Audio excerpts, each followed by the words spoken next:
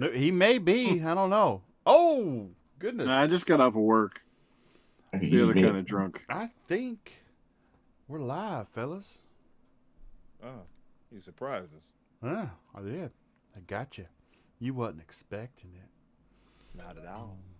The best way to hide money from the government is to pay. Oh, God, stop it. Stop it. All right, everybody. Welcome to another episode of Game Set Live. This is your host, KY Bob, the hostess with the mostest lubus in the valley. Yeah, might as well own it, right? Oh, man, we got a great show lined up for you all tonight. Some good topics we're going to get into. We've had some panelists that have got family things going on and work obligations, and so I managed to bring on two excellent guests for y'all tonight, Infinite Umbra and Macbound, and we will get to them in just a moment. Actually, we'll get to them because they're alphabetical order. They actually come up in order. Infinite Umbra, sir, what have you been playing, and how have you been doing, and how is your podcast, the Xbox Infinite podcast, doing on Friday nights? You asked me a lot of questions. I don't know if I feel like you invaded my privacy. What's up, brother? I'm good. I'm glad to be here. Man, I've been playing a bunch of things. Halo, I've been playing Diablo 3 because after playing a Diablo 4 beta, I've had the old ARPG itch, man. I can't quite scratch it, and no other game has satisfied me yet when it comes to that, because that's what I really want to play. You know what I mean? As far as my show, everything's coming together. I've been learning OBS, got that down pat mostly. I just have a few things I want to implement, and we're going live next week, and I'm trying to distinguish between the start time, so I think it'll be 7:00 p.m. And we're not going for long. So it'll be like an hour to hour and a half type show. So it won't be He something wasn't that... talking about that show. He was talking about the one that already is going on. He was talking about the one I'm creating. No, I don't think so. Nobody cares about that. But okay. Well, yeah. What day? What day of the week? Thursday. Okay, nice. At 7, I believe, is what we'll be aiming for. Ooh. So I could be a guest on that, is what you're saying. Okay. Yeah, absolutely. I'm happy about that. I'm happy about that, Umbra, because remember me and you had a conversation about that. I do remember. Yeah, absolutely. Yeah. Listen, I'm open to everybody coming through to guest. You know, it's open to the community to come through. The only requirements I have is something that, you know, I think is pretty simple. Have a good mic, know the subject matter, and don't be Bushido. That's it. Simple. You know what I mean? Yeah, you know, just can't be Bushido. Hold on. I'm not going to have a problem with you two here, am I?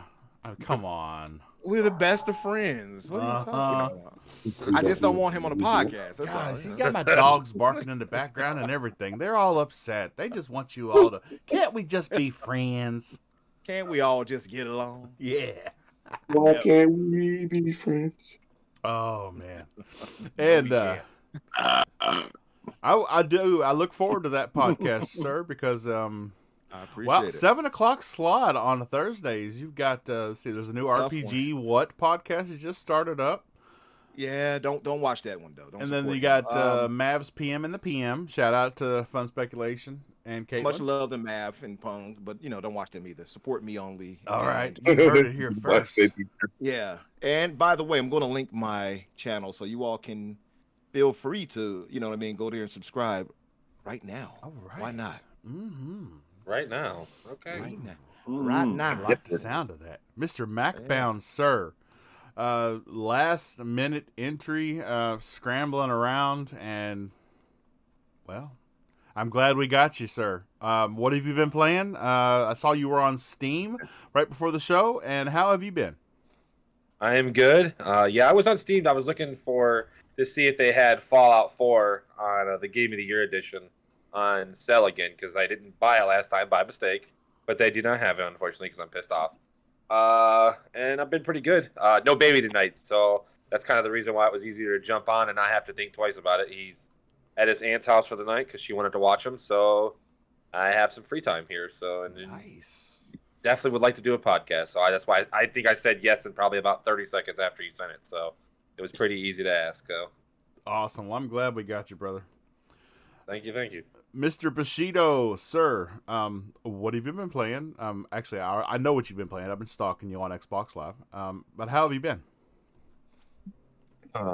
Making it. I've been playing Resident Evil 4 Remake. And that's a bit about it lately. Yeah, Resident Evil 4 remake. I can't hate you. I can't hate you And a there, little bit brother. of That still game's bad. kind of.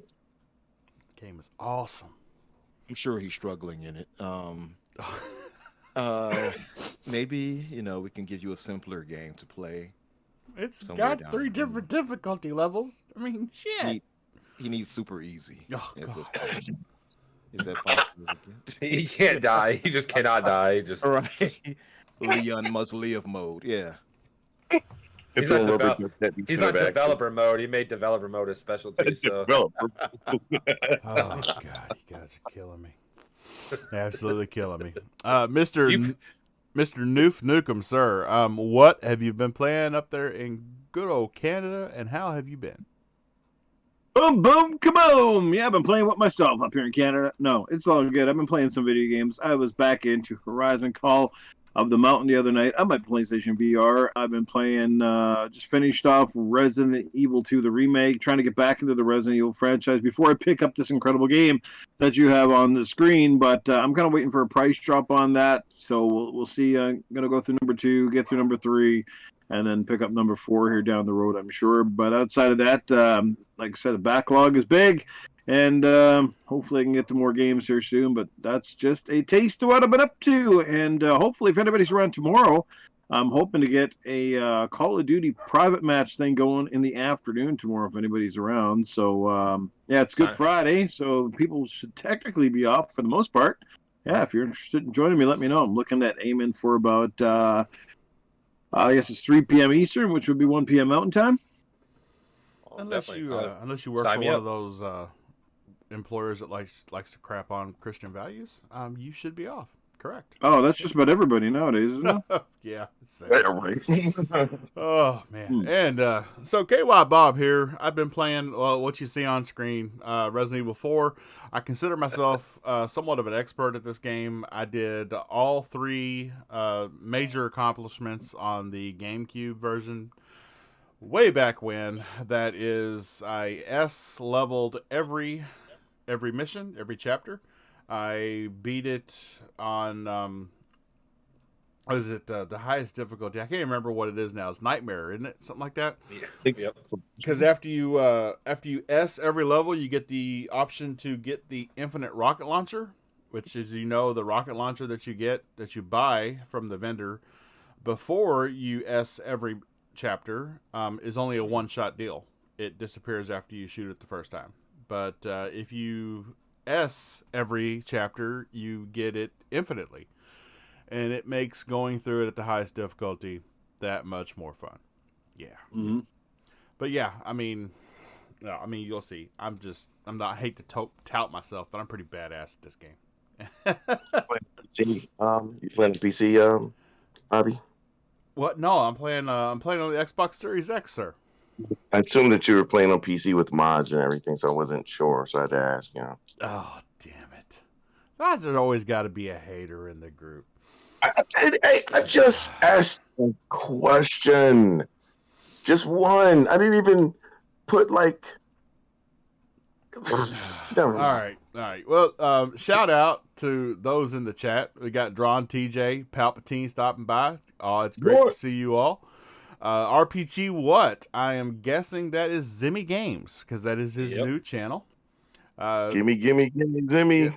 Thank you for stopping by, brother. And our lone warrior as a moderator, not a panelist, Thember. Thank you for what you do. It's not taken lightly, sir. You fill up our news section on Discord and you handle the chat. You do a great job. Everything that I miss, I can usually find it in the news section of this Discord because Thember, sir, you are on top of it, and I thank you. Well, that is enough of the business. First topic. So, and this topic is coming right at Mr. Noof Nukem because I know that he has hands-on experience with this topic. Sir, I really think they're overreacting to PSVR 2 being a failure with only 270,000 units sold, sir. I mean, we know it's a kind of a niche genre, but from what I hear, the hardware is really good. It's just expensive. What do you got to say?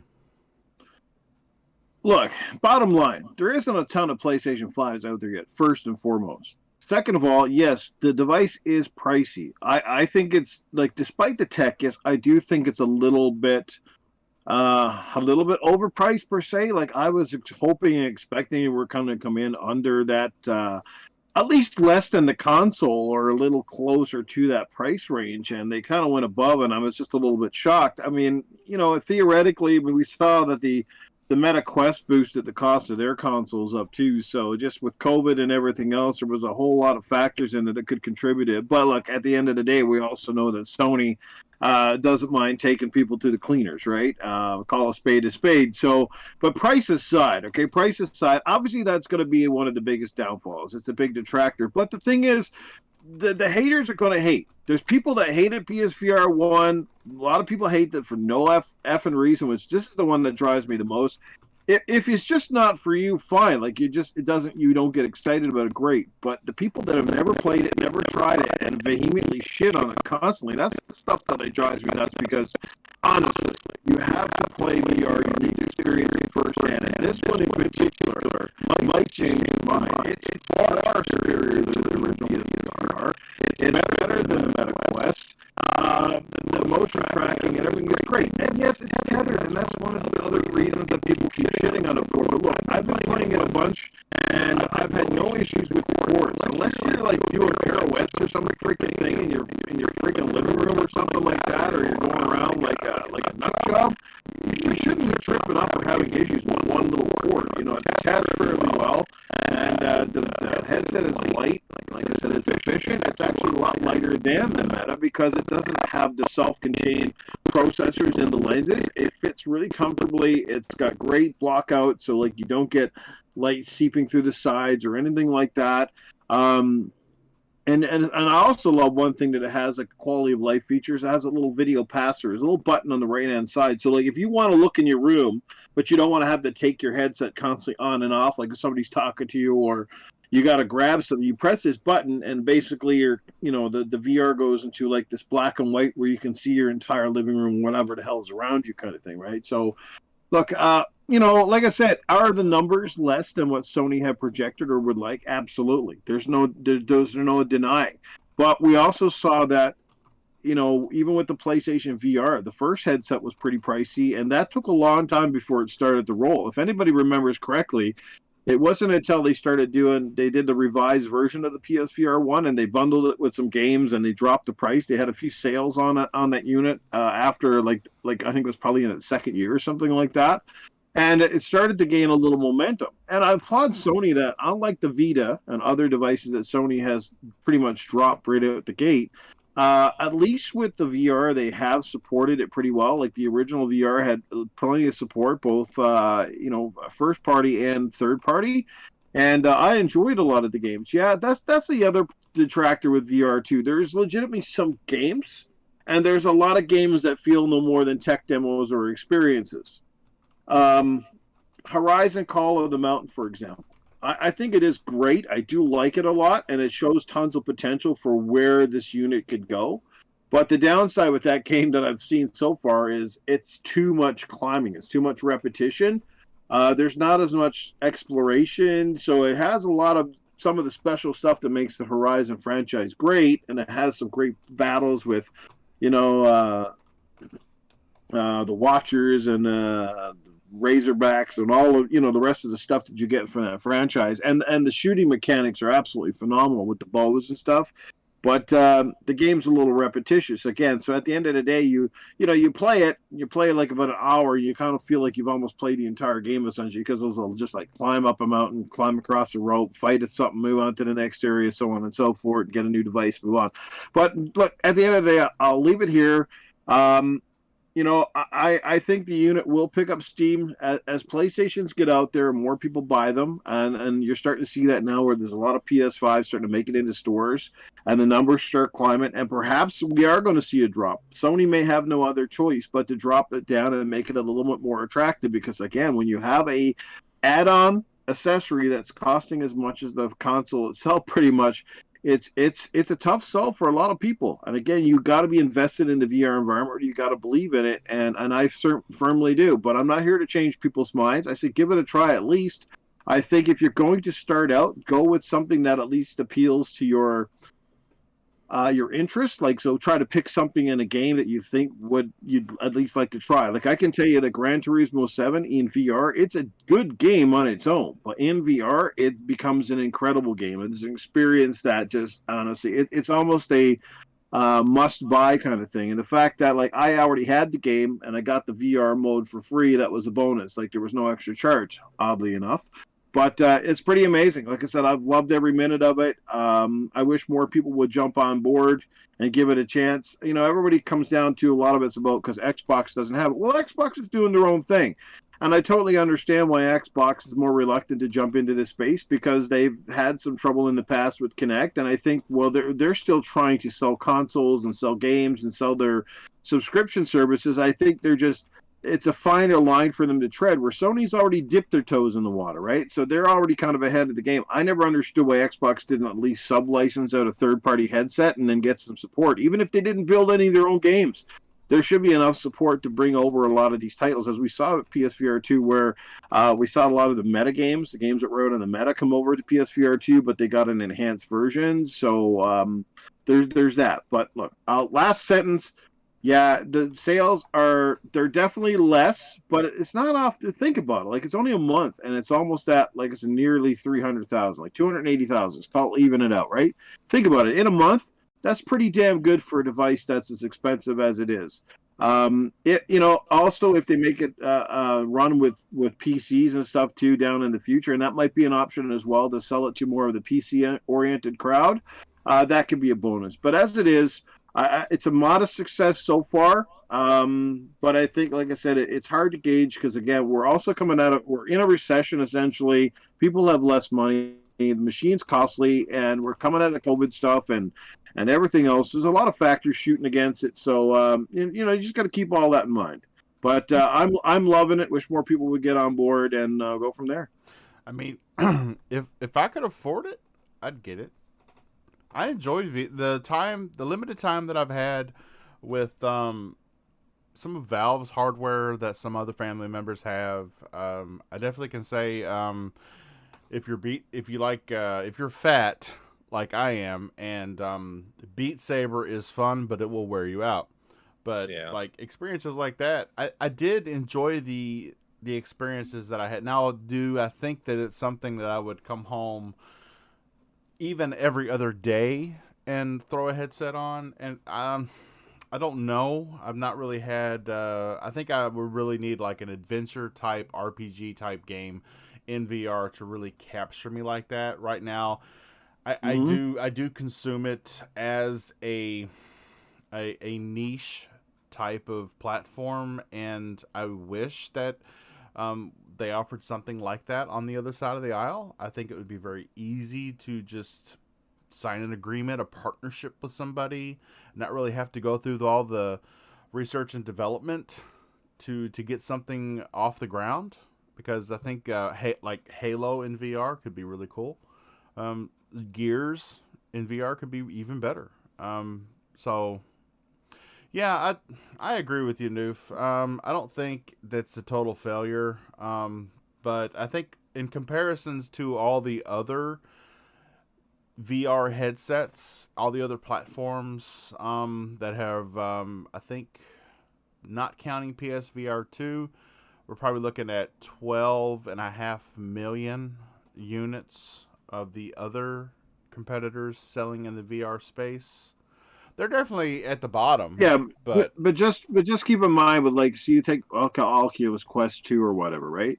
Oculus Quest 2 came out right during COVID when people were stuck in their houses, so it had a lot of things going for it when it launched. It was almost like the perfect storm for them. Like they almost launched at the perfect time because people still were employed, still had money, stuck in their house, bought this thing. Plus, it was cheaper. It was self-contained. You didn't need a $500 or $600 console to play it, so it had a lot of that. Plus, the other VRs for PC have been out a heck of a lot longer, and they're kind of compatible with a lot of different units. And the PC base itself, is the largest in the world. I mean, almost everybody and their dog has a PC. Most people that take PC gaming seriously have a good rig and are probably capable of running the VRs. So there's a lot of factors taking place, but to come out and call it a failure, I think is kind of jumping the gun, or is a bit of a fanboy statement at the best. I'm not saying it's out here runaway success and oh my god, but to say that it was absolutely abysmal and that Sony's going to give up on it right away is pretty. That's just kind of going off the other end. Yeah, I totally agree. Macbound, Hey, what do you think? Is MetaQuest the second one or whatever that just come out with it? Is that wireless? You said that there's a wire with the PSR 2. Is the MetaQuest 2 is that wireless? My brother owns that. I just haven't got a chance to try it yet, so I just didn't know. I don't know if anybody knows that. See, that don't bother me. I don't the know wire either. thing. Yeah, the wire thing wouldn't bother me because I'm not going to. First of all, my big ass thing. I mean, I like VR and stuff like that, but I wouldn't spend almost $600 on one. I think that's a lot. I don't even want to spend $500 on my console. Like me and Umbra talked about a mid-gen upgrade, and I said it would be. I'd only buy the Xbox version of the mid-gen upgrade because it's clearly going to be 5 or 6. I don't think I'm going to spend 5 or 6 on a VR that I'm not confident enough to enjoy. Do I think it's success? Yeah, I think, like you said, $280,000. That's a lot. I mean, and at $600 almost, that's a lot of money. But I think if you lower it, you get it down to that 450, 400 range. I think that number goes up to $1 million. Maybe a little bit more. So then you would sell more of those. I don't know enough about it, like compared to what Noof. I know Noof plays it way more than I think anybody on my Twitter. I know he talks about it more than anybody, so I couldn't really say much else about it outside of that. It's a little too expensive for me, and it's kind of just out of my price range. But I think, like I said, if it would drop and maybe come with a game or something like that, maybe a game of my choice, I might buy it. I don't know, man. That's just not for me. So wait, It says the wireless option don't even need a PC. The MetaQuest 1. So I'm guessing so. So, Thember has breaking news. The MetaQuest does have a wireless option. The wireless option doesn't even need a PC. Yeah, so see, that's where it comes into point. What the Quest is, what, $400? My brother bought it on my Best Buy account, so I don't know. I don't remember the price, but I remember seeing them buy it.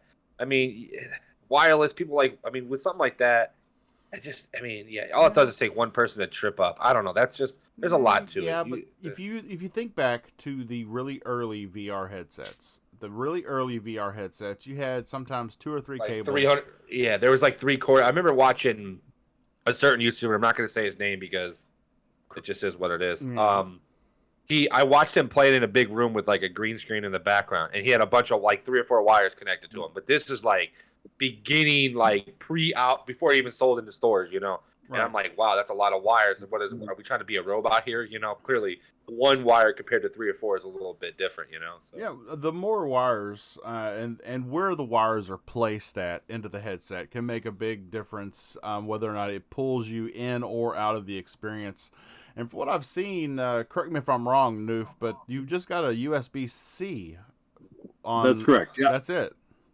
Well, at least it's a USB-C. I will say that because I can't stand There's no such thing as micro USB anymore. I don't know why companies still use it. It's the stupidest thing in the world. They don't last. Just one cord. It's plenty of long. I don't even know the exact length, but it's freaking long. You're not going to have any issues. Yeah. the whole way the machine sets up to you, like it's really good. It's very in depth. Like when you do like the standing or sitting room, like you do this entire scan of everything around you, so it knows exactly where everything is. And of course, it does like the meta does. So if you start getting outside your range, you get this little grid that comes up like a red grid to tell you, okay, you're within striking distance of an object, kind of thing. Compared to the original PlayStation. Oh, so it VR, actually tells God. you you're near something. Yes. Too. Okay, see, I didn't know. Yeah. That's okay. That's nice. I just think but like, it's only for PlayStation 5. That's another thing. They see, I forgot. Yeah. That's the crappy part. That's the biggest thing I think. Right. One of the biggest knocks, and I agree, was that your PSVR 1 games that you purchase are not compatible. Yeah. That kind of sucks because I had a bunch that would have been nice to play, but you have to rebuy them again. Now, some developers, I think, like the people for there's a couple of games on there that apparently if you have the PSVR, they let you do like a free upgrade or something like that on the PSVR. That's so nice. It's not entirely. Some of the developers are being aware of that they know if you have that game, they're giving you that version for free, but not everybody, right? So yeah. Yeah, see, Timber's saying that most of the games that are on PlayStation VR 2 are also on the MetaQuest as well. Now, did the MetaQuest so when it went from the 1 to 2, did that transfer games too? Like, was you able to just play the games you already owned on the Quest 2? You should, because the MetaQuest is a PC thing. Yeah, it's a PC thing, and everything on the PC scales. God, it just sounded like a dealer.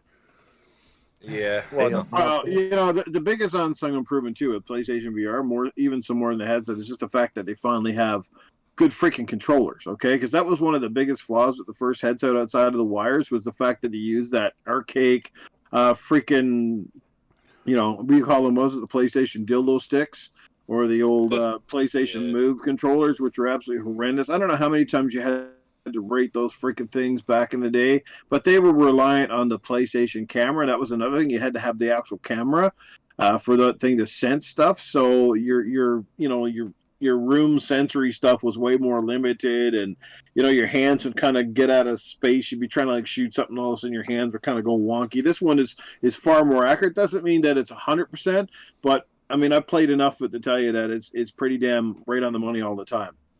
Mr. Bushido, do you want to play VR with me, sir? No. I had a question. No, thank you. So you did. You had a quest. What was your experience? No, I had a question. No, I said I had a question. I have two questions actually now. Oh, okay. One, why were you teabagging NPCs? I was wondering that. Yeah, and two. I'm sorry. I'm still a little cocky when I play, even when I'm playing by myself. Yeah, but okay. So you live in the great state of Kentucky, and I don't understand why your aim is so bad. It's the Xbox controls, dude. I wish they would fix it. You could fix it. You could make adjustments yourself, right? I don't buy it now. I've seen you miss dead on shots in this video, and why was you running from the chainsaw guy like that? He was running circles around the box. Yeah, I was using the barrier between me. If he gets anywhere near you, it's an instant kill. So I can hear Bob. Boy, get your boy.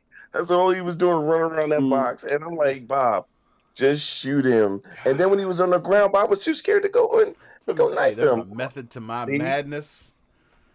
Bobby, don't worry. I'm playing Resident Evil 4 for the first time tomorrow, and if those controls ain't bad, I'm making fun of you. Just remember that, okay? So I'm just gonna tell you because I heard you crabbing about a week ago. So. What I'm gonna tell you is that go into your settings and totally eliminate the dead space. Totally eliminate. You mean dead zones? Yes. You mean the dead zones? The dead zone. You talking about the okay. You talking about dead zones? Eliminate the dead zone. And set the best setting that I've found for sensitivity and acceleration is no higher than 1 click. It'll be, you'll have different hash marks on the setting and the options. Don't go past that first hash mark. Okay. You may want to go down a little more. When did you figure that out? Was that like... Watch this shot. Oh! Bobby, you could have did that with a handgun. You didn't need to use your... rifle. I will say one thing. The effect in this game of when you're looking through the scope is one of the best effects I've seen in a game with a sniper scope. The way it allows you to see the zoomed in portion in the middle of the screen, but also shows you the area around yourself that is not zoomed in. That transition and that kind of like that distortion around the edges of the lens. I love it. And if you remember on the original Resident Evil 4, the scope swayed a little bit until you got it leveled up. Yes. But on this one, the bottom level, it doesn't move at all, which is great. Yeah. You carry around a lot of stuff, man. I would have sold all that by now. Yeah, that's what's Just to different. touch on this whole VR thing really quickly. Yes, please. I Save me have from my zero gameplay getting interest. torched. I don't think anybody can save that, unfortunately.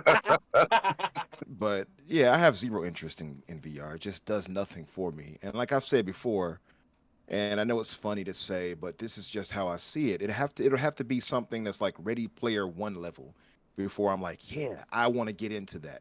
Right. It just does nothing for me. I have no interest in Like just having some peripheral strapped to my head like that, and I'm looking stupid trying to swing around. I just don't have time for that. If you all remember the movie style. Lawnmower Man, full body VR shit. That's what I want. I want that now. I remember that. We don't want to get trapped in a machine like he did, No, unfortunately. it made him crazy, but then again, he was a little sus to begin with. Yeah, he was a little off. But yeah, man, no, it just does nothing for me. And the pricing, like Mac pointed out, is ridiculous. I know that it has good technology to call into that price, but that just does nothing for me again. So for one, I don't care for VR.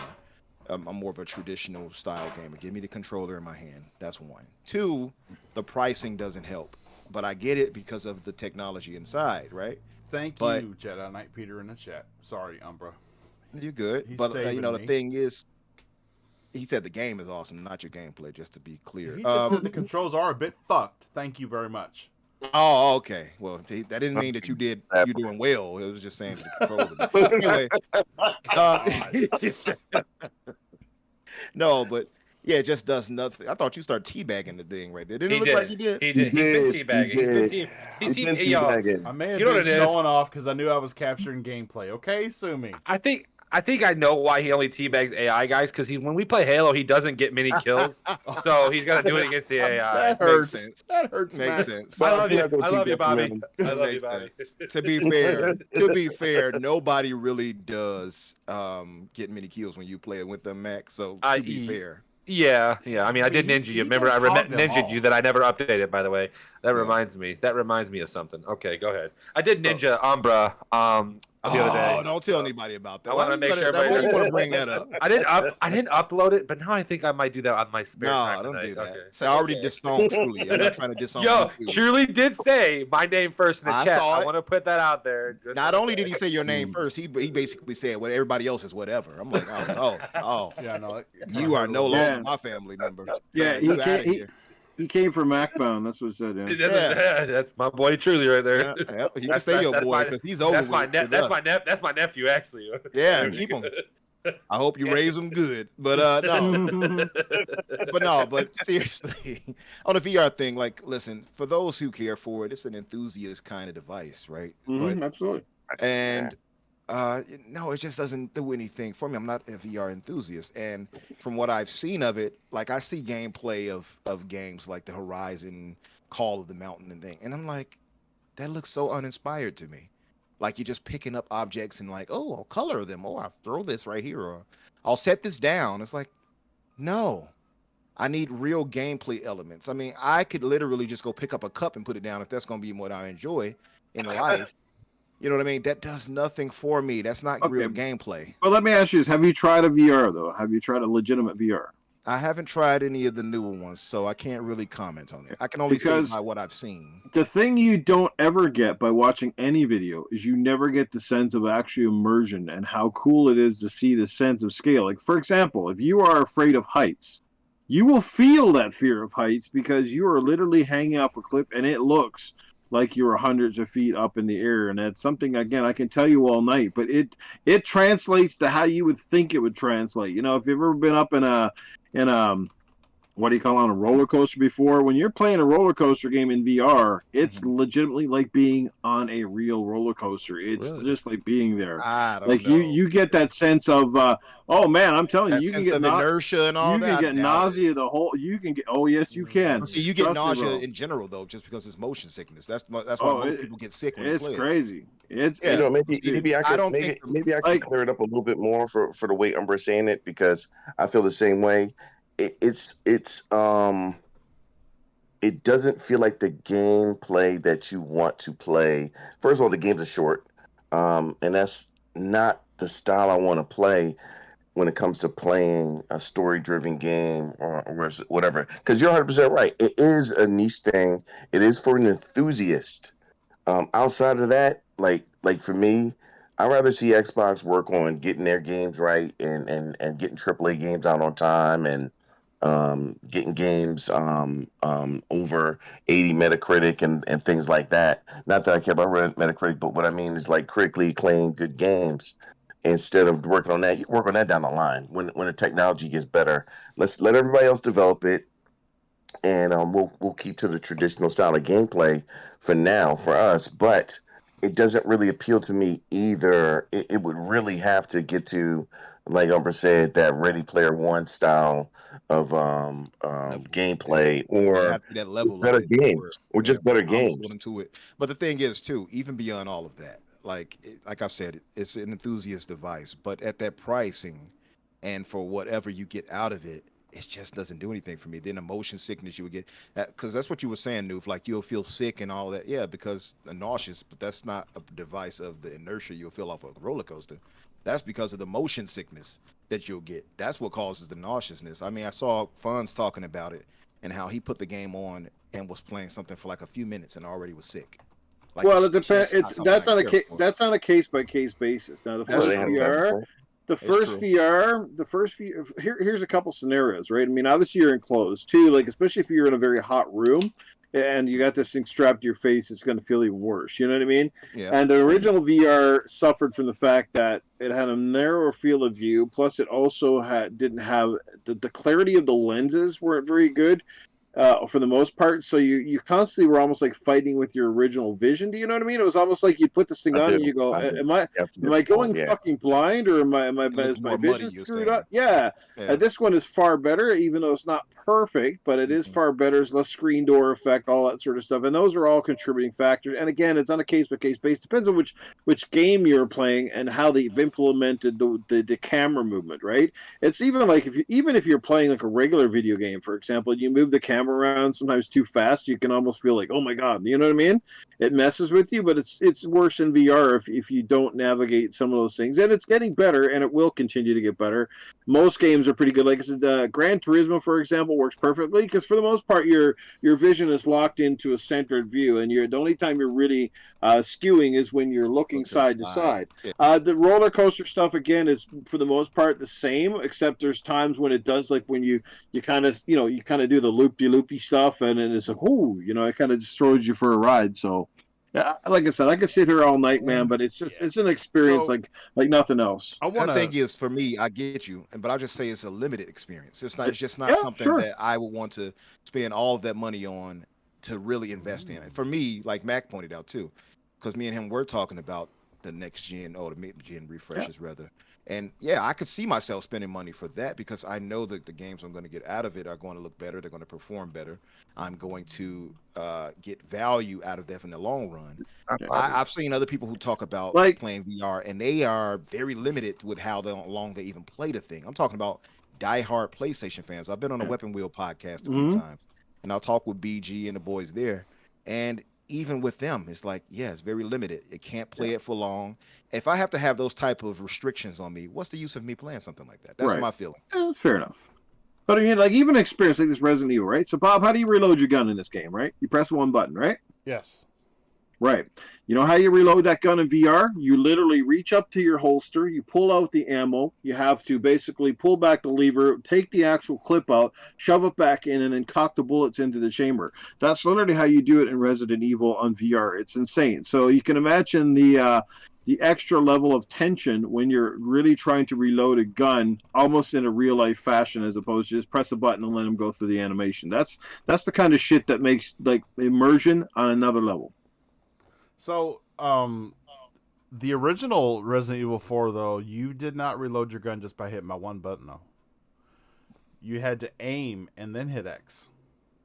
Okay, but you know what I'm talking about, right? Yes, of Yeah, course. Pretty stupid, by the way. I didn't even remember that. Do you Like hit in the a aim like and do a that? shotgun. If you got a shotgun with shells, you literally have to take single Well- shell by single shell, and you're loading them into the chamber. I do not even remember. That's so dumb. Yeah, it's...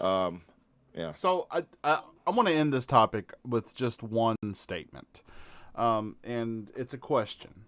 So for the panel, because it's an add-on to a console that you already have to have, and that price is more than the cost of that console that you already have to have. Take into account technologically Mm-hmm. what the PSVR 2 headset has to offer. And if you take that, and I'm only asking this question because Thimber brought it up in the chat, and it was a great idea. If you take the technology that is in that headset and you say, well, this is a great VR headset, you don't need to have a PS5, you can use it with your PC. Would this be comparable and a good competitor in the PC space?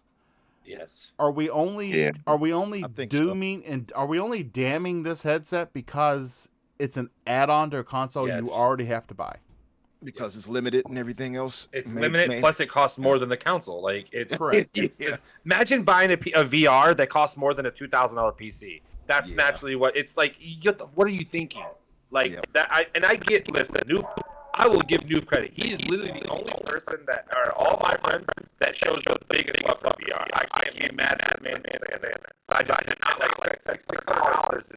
It's pushing it. $600. It's pushing it, and it's like I said, it's just and yeah. I just think. Look, this VR will never be mass adopted. But the closest it will ever get to mass adoption, the closest it will ever get, okay, is going to be when three factors are met. Price has to be super affordable. Two, it has to get down to at least a point where it becomes like 3D glasses did, so like it's very small, light, and not cumbersome on your face. And most importantly, lastly, then it has to give you great experiences, and it has to do it in a way that feels natural. And again, it can't be like, again, you don't want to be having people sick playing games. That's not good. Yeah, I could play for 15 minutes and then I want to vomit. Well, that's kind of that's counterintuitive. Yeah. So that's all what of it's that going to goes need into to it. hit. Yeah, I agree with that. I absolutely. mean, pricing, like you said, those three things I agree, but not just the experience. The games have to be worth it. I can't just be getting that and it's like, oh, I'll just move a rock around. That is that ain't doing it. Hey, that's how Zelda is. Sorry. Yeah, and that's why I don't play it. You see what I mean? Like I can't. Yeah, I have to have a worthwhile experience too. Like I get people use it outside of just gaming. For instance, I know you could use it for like, but it's no one in the PlayStation crowd is most definitely porn. That's their number one. That's they're bookmarking. They're bookmarking their favorite ones. Well, I ain't gonna lie, that shit's impressive too. Now, Dude, what the hell? now I almost want to experience it just to see. All of a sudden, I'm really interested in this thing. I like PSVR 2 now. I don't know why. I don't mind spending $600. Have you ever been in Pervert's Row at the strip club? Well, let me tell you, VR is almost as good as being there without the smell. Oh man. So I can stalk people through PSVR 2 without being like kicked out the club.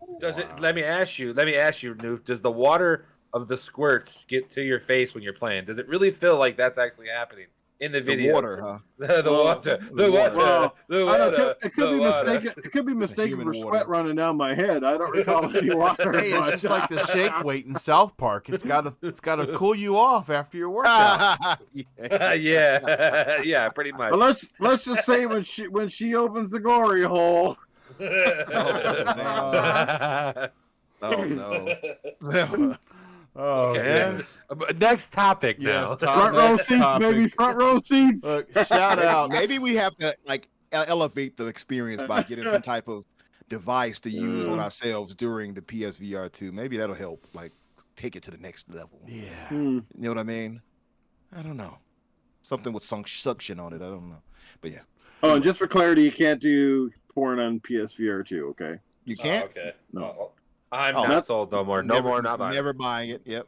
They Okay. don't because Never they bought don't. it. Never liked it. It's a whole You know market why? they just lost.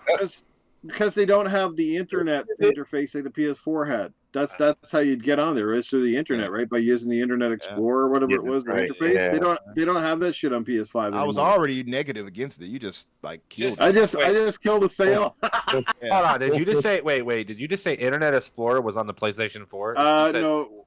Well, they had something- internet, What was it? It wasn't Internet Explorer. It was Oh. what they call it. They had an Just internet the connection though. Where you Internet. I- They had a browser. Yeah, they had I a remember browser it was on there. I remember it was a Right. browser, but I didn't know if it was Internet But- Explorer. I was gonna laugh about it, but They have bare bones on this thing. It's pretty much purely gaming, and I think that might have been one of the problems, especially after perception of. Remember, when the polls came out like a year or two ago that said like a large portion of PlayStation players spent time on Pornhub or something like that. yeah. Yeah. The problem, like, oh shit, this is not a good metric that we want to be promoting. I just want to give a quick Yeah. shout out in the chat to Sly Gamer. Truly, thanks for stopping by. Skywalker UAV1, RPG What, aka Zimmy Games. That's right, we know you. And I hope to say this. I don't know how it's pronounced, but RWK_88. Thanks for stopping by. Tell a buddy or two. Subscribe if you haven't subscribed. Hit that like button. It really helps the channel out a lot. Next topic. Yeah, I know. Yo. We just spent 49 minutes on intros Hey, in VR. But listen, that's a good topic to talk about. It was great. That's what we need to talk about. So, Jim Ryan fires back at CMA, saying that Boo. you have doomed us. He's basically like, thank you. In not so many words, you have put the last nail in the coffin of PlayStation by allowing this merger to go through on your end. Which leads me to believe that he had more pull with the EU and the CMA than he's going to have here in the States. And, Jim Ryan just needs to shut the fuck up sometimes. I mean, god damn. Bobby, what language? Oh, I'm sorry. This podcast is set to not for kids. So, Oh, yeah. okay. Truly, get out of here. Oh, damn. I disowned you anyway, so I don't. Maybe you can watch Wow. that. My name is Clarence. I'm 11 years old, and I've been sitting here for the last 50 minutes listening to you guys. Mm. What's a glory hole, There's Mama? no TikTok type videos on screen. We wouldn't hold a 12-year-old that long. They would have already do you mean lost by- interest when they noticed that Okay. the video wasn't going to change after the first 60 seconds. But somebody said VR porn, and I got interested. Oh, yeah. Porn was brought What's a up. glory hole? I wanted to see some boobies. Oh, Somebody gosh. said glory hole. Can somebody tell me what that is? Instead, I'm looking at some blind guy on the screen going around with a shotgun shooting mutated guys. His tentacles are bigger than my pee-pee. Oh, gosh. Tentacles. I saw a hentai once with tentacles. But anyway, that is as far as we are going on the CMA deal. Yes, we all know what Jim Ryan can be like, so we're just going to step on over that topic and move on to the next one. There is a New Vegas 2 branch that has been added to the Fallout 4 code, which is fueling rumors that we will have a New Vegas 2. Please Or- say it's true. or- No, Or no, or. No, hope or a it is. remastered in the Fallout 4 engine is what it. You got to get into reading more into that. They Well, don't know. It. I'm gonna say boo to that because I hope it's not the Fallout 4 engine. Well, I'll say that right now immediately. I so- hope it's something else. Who is it? Umbra's like, Obsidian is the one that made it, right? And New Vegas 2. Who's the one Yes. working on Elder Scrolls then? The new Elder Scrolls 6. That's going to be the main team from Bethesda. So then, yes, another team could make this then. So if Oh, yeah. Obsidian, so then yeah, make this shit. Why? What the hell? Hell yeah, That's make crazy. it. Not you. First of all, like what? New Vegas is, in my personal opinion, the best Fallout that was ever made. Sure. That's my opinion. So Most Yeah, I would because say it feel was that Obsidian, way. though. I think anything Obsidian touches when it comes to RPGs are gonna hit. I don't think it has to be Vegas, but I think it's mainly because it was Obsidian, Now, even though just it is too. They're under the now same Obsidian roof is now. top notch. it's the name. It's the name that sells the product. You have to put Vegas to. Just Yeah, saying. and Obsidian is top notch. And Mac, if they are doing a remaster or remake rather, I just hope it's not the creation. I'm sorry, I'm not a big fan of the creation engine. Give it, move on. And I'm sorry to say this. I know people are gonna be like, oh, here he goes. Unreal Engine, move to it. I You think can yes. do everything you do with that creation engine just about with Unreal Engine, and it'll look 10 times better, and it'll probably run better too. Let's just to be real, not even probably, but and you can make it faster. The game's faster, by the way, with it, which has been proven by most people I've talked to who actually work on the thing, from 3-bit to everybody else. Just to say, SteamDB. Now, these are the guys that came out with this that leaked it, and SteamDB has been correct. If you all don't remember, they had a few things before that were leaked, and it was tracked to them specifically. So this has some credence to it for now. I mean, we got to take it with a grain of salt, but I mean, it could be a remaster or it could just be a new entry. And we did see Obsidian. I forgot what's his name? Josh. Cannot remember his name. But he has spoken. There you go, teabagging. He has said that he would love to. Josh make Saru. What the hell was his name? Sawyer. Sawyer. Yeah, There you go. Sawyer. Yeah. He said that he would love to make another one. So this is probably true. You know what I mean? It makes a lot of sense. There's a lot of connections that add up.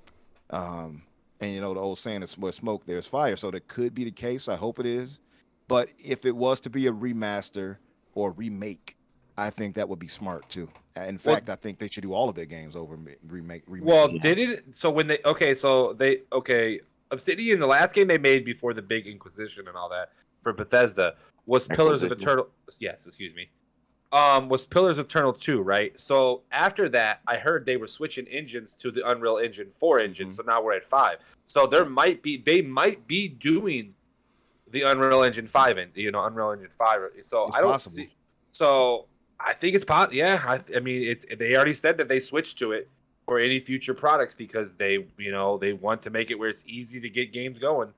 And The only thing with it, like on that, is that they have to make Outer Worlds too, right? And so if it still could take some time. Now, I don't know how many developers they might spend on it.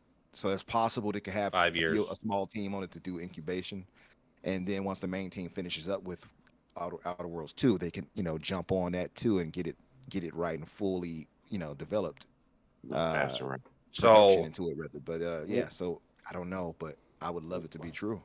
What do you guys think? We're like 2 years. So we got Avowed coming out in this next year, and then you have Outer Worlds 2. Okay, so we're looking at least 3 years there minimum. So you're still looking at another 5 to 6 years before you even think of Fallout New Vegas 2. So I mean, minimum. Anyway, I assumed that anyway. I didn't think the game is already, like, when we say development, we don't always count the writing and the casting and things like that. But I would figure if it is, it's in that stage. But I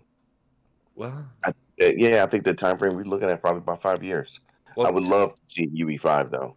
I really would. Best engine. Got another convert, Mac. Yeah, we're getting them over.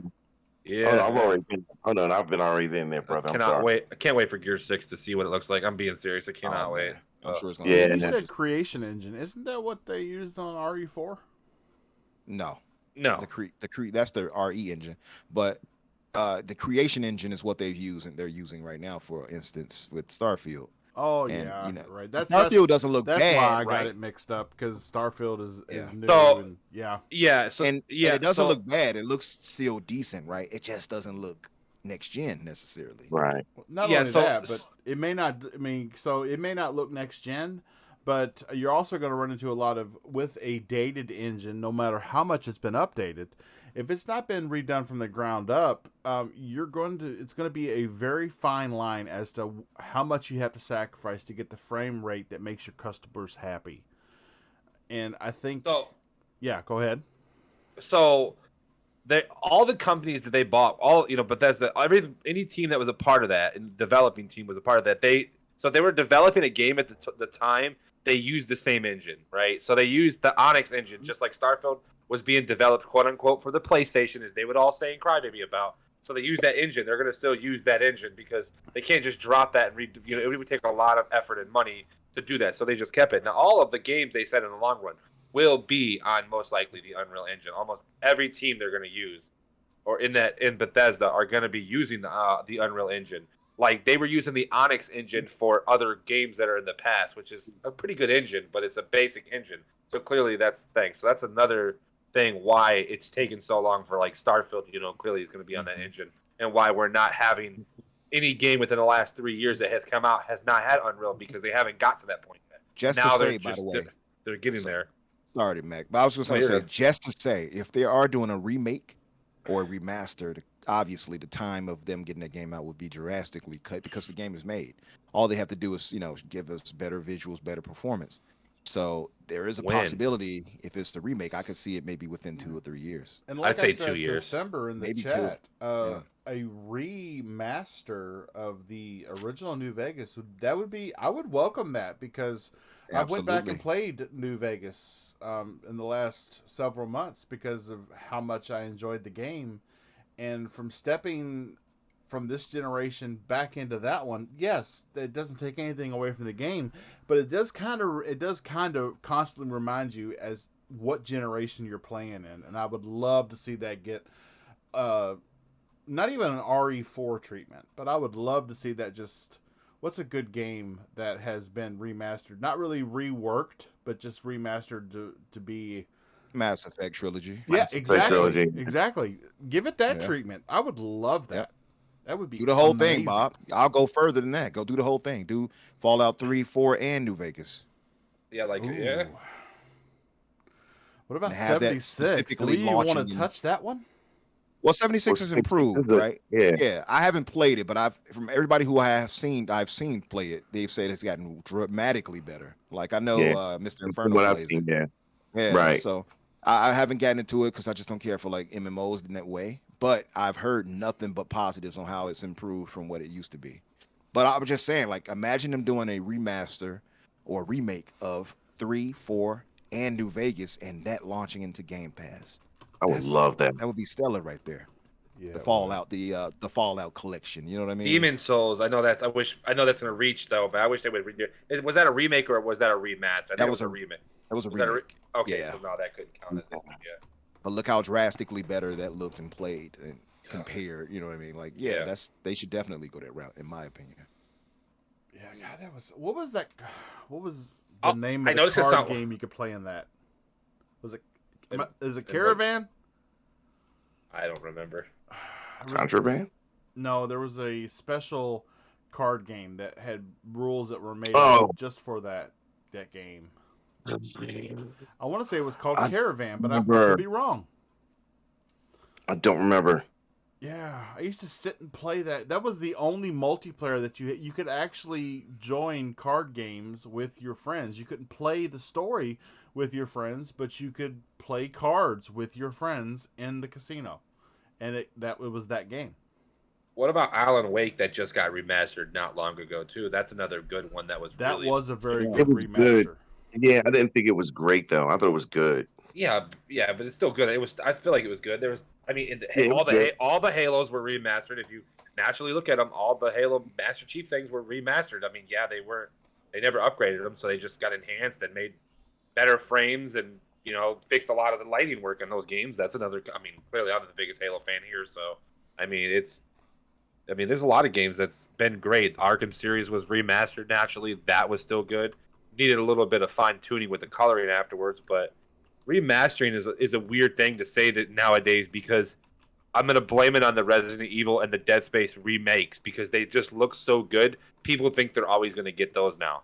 They're gonna expect us to get it's another level now. I think you can because of the new hardware, but I also do think that with those other games you were mentioning before, if you do remakes or even do a Vegas remake, if they haven't even started the game as far as like what they're gonna, what kind of engine they're gonna use, everything like that. But using the RDNA 2, full RDNA 2, I just wonder what that'll look like, especially with that, with mesh shaders and so forth, and because we haven't seen that close to that yet.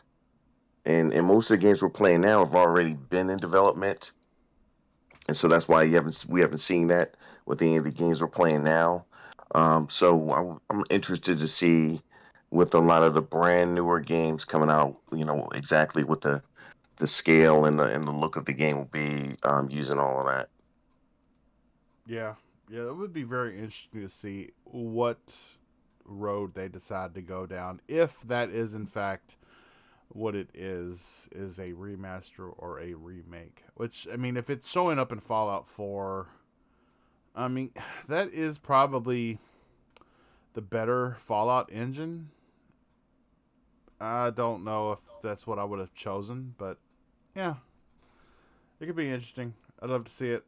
I'd love to see anything New Vegas, really, at this point in time, because that was really a great game. And what was really ironic was that it wasn't affiliated with, the only thing affiliated with with Bethesda was the IP. That was Obsidian, and now they're both under the same roof. So since it happened, everybody's been saying, okay, you're under the same roof now. We don't need an agreement. We just need Microsoft to say you are going to work together and give it to us. That they're gonna leave it dumb, but at the same time, I'm with you. Yeah. Yeah. Well, shout out to Phasma in the chat. How are you doing, lady? Toolman55. Hey, brother, how you doing? Yeah, I know. I used to see Phasma in the community a whole lot, and she's kind of, Yeah. I understand. Everybody's got their own life, so she is more than welcome to do her. And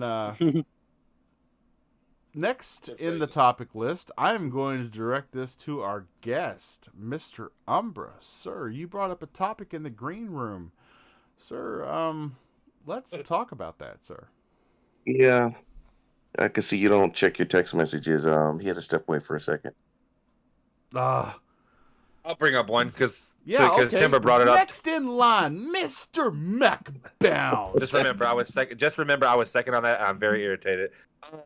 Rise 2. Rise 2. Possibility of a Rise 2. Sons of Rome is what it is. I think it is. If Crowdtech is talking about making that would be, I think it would be probably the best choice for them. I just think that game is good. What do you guys think about that? Like, when it comes to, well, first of all, it's got to be next gen. I just want to say that before we get into it. But I don't know if you guys feel it. I don't know what you guys feel about that. Did you guys like it? I mean, this is 2014 Xbox One day one launch game. This is a while ago. This is almost 10 years ago. So, and that game was amazing. It was amazing. Yeah. That game. Okay, I'm just going to go off on a rant right now. You opened a can of worms, so you're going to get the worms. Rise, Son of Rome, was literally amazing game that has not even gotten. I feel like it's being.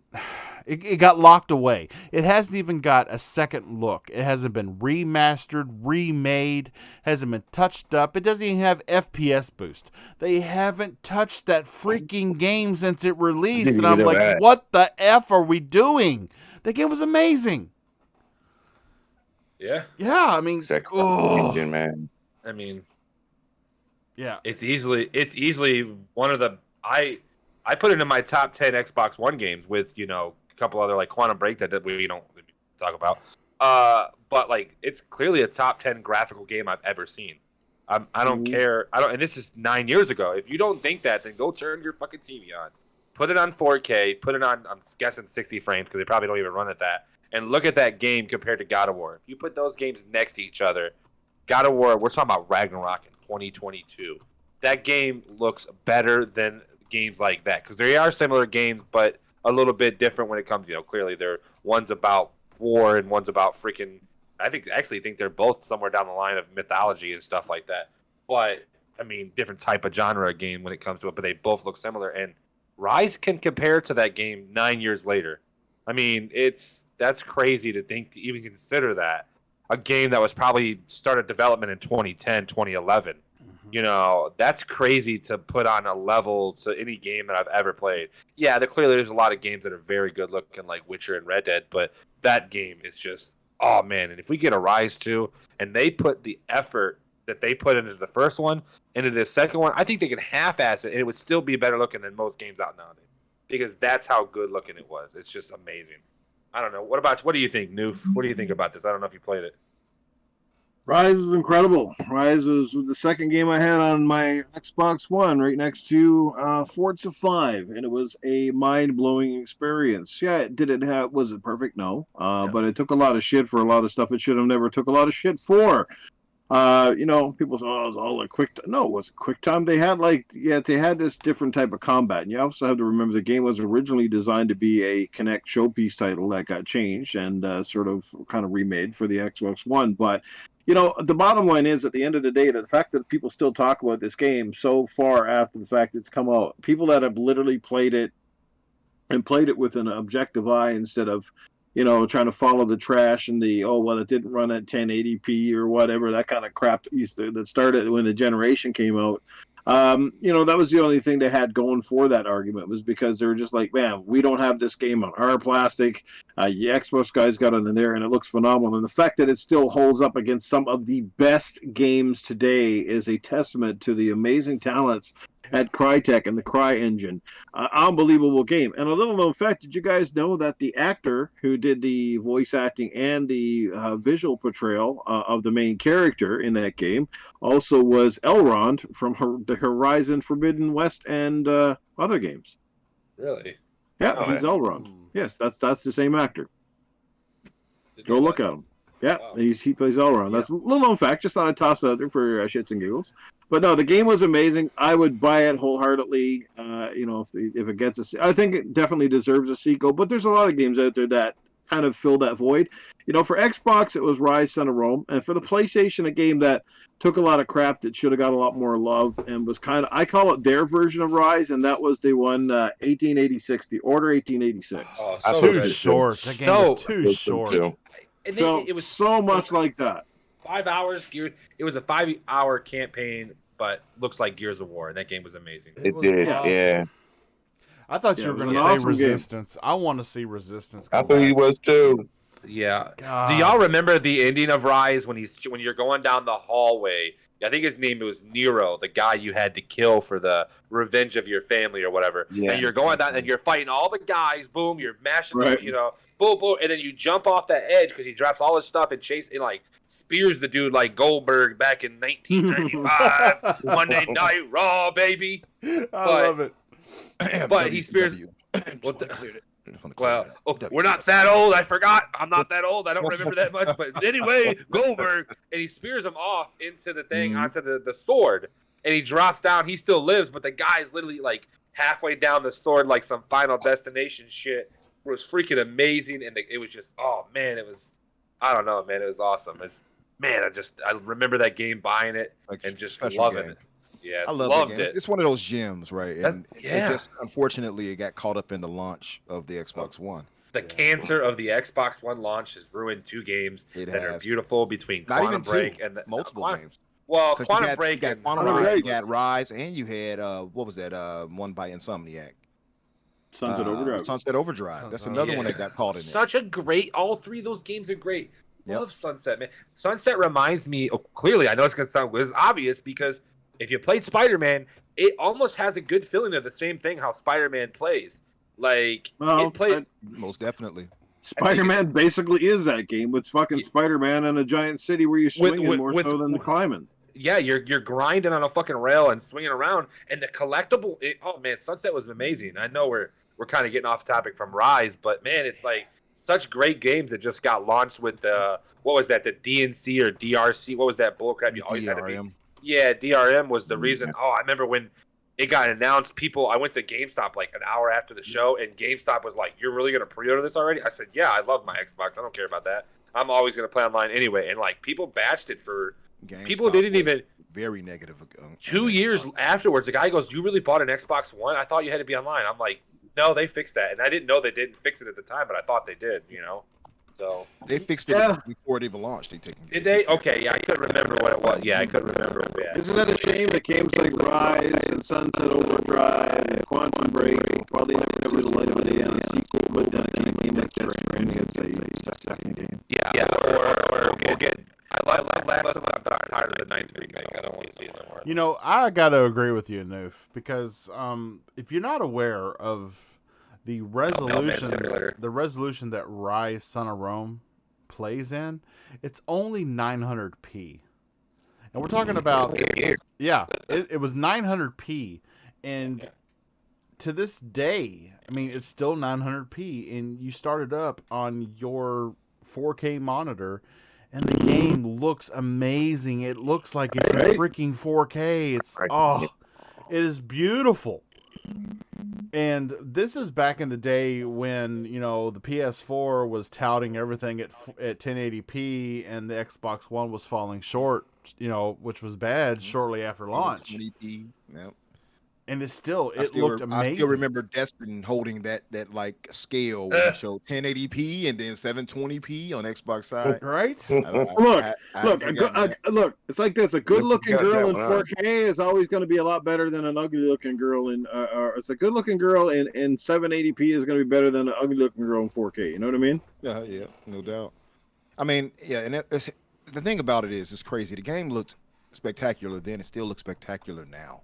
That Cry engine is something special. As much as I hype up the Unreal Engine, and it deserves it, the Cry engine is special as far as what it can give you visually. It is not the best and most refined technically, but it is really good and gorgeous when it outputs the game. So if they can get that down to the next Cry engine iteration and get the technical side right, where it's not so demanding as the past iterations have been, I think that'll be an engine worth people investing in. I know a lot of us would still want Microsoft to actually buy Crytek, so that would be something right there. And that's pretty much the only way outside of Microsoft making some type of second-party deal with them again of getting Rise 2 back on the Xbox, I suppose. So I would be for it. Shout out to Toolman55. He said everyone was botting except for me, and he said it's fixed now. And I'm still, like right now, I'm showing 0 dropped frames to YouTube through OBS. Yeah. So gotta be. I think I may have. Gotta be your internet. No. It's not my internet is showing at 100% right now. I haven't had an internet issue all night.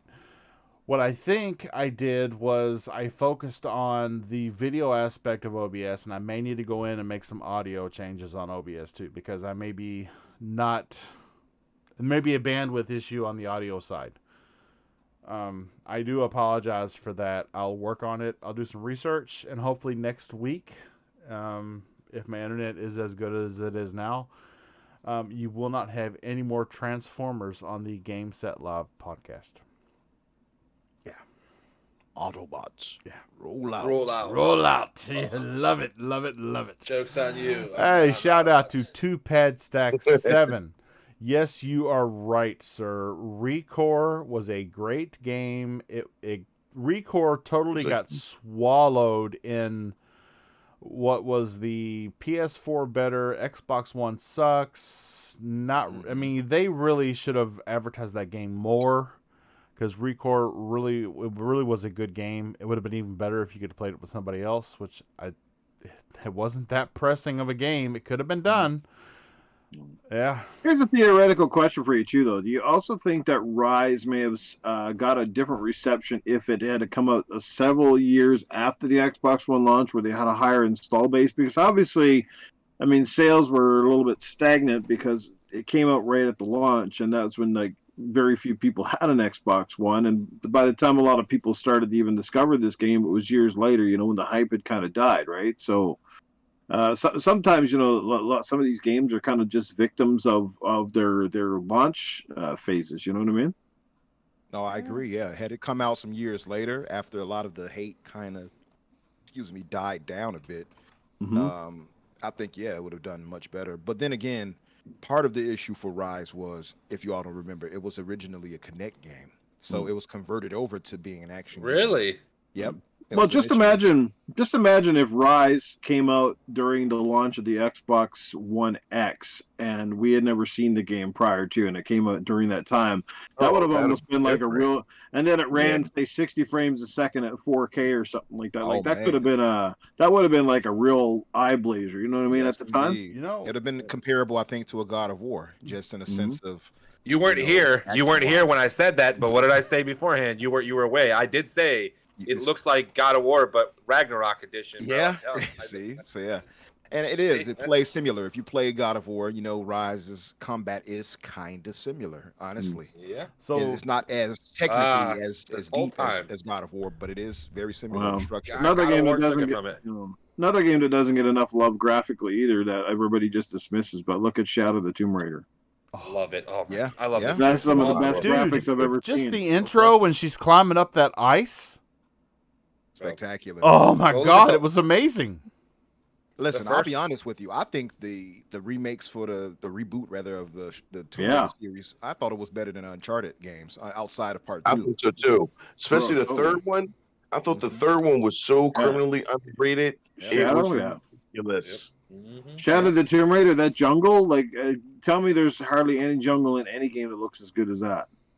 Yeah, I It thought it doesn't was get the love so it criminally deserves. underrated. So For sure. Thember brings up a very good point in the chat. I don't know. I think we talked about this on the podcast back when it happened, but all of a sudden the RE4 Twitter account came alive after Yeah. 5 years. So we could be seeing maybe we're going down the wrong road right at this moment for a remaster / remake. Maybe Yeah, RE4 June could 11th. just drop Record. everywhere. June And, 11th. June 11th. June 11th. Record 2. We're gonna see it. Oh, Wouldn't don't. that be crazy? Imagine that.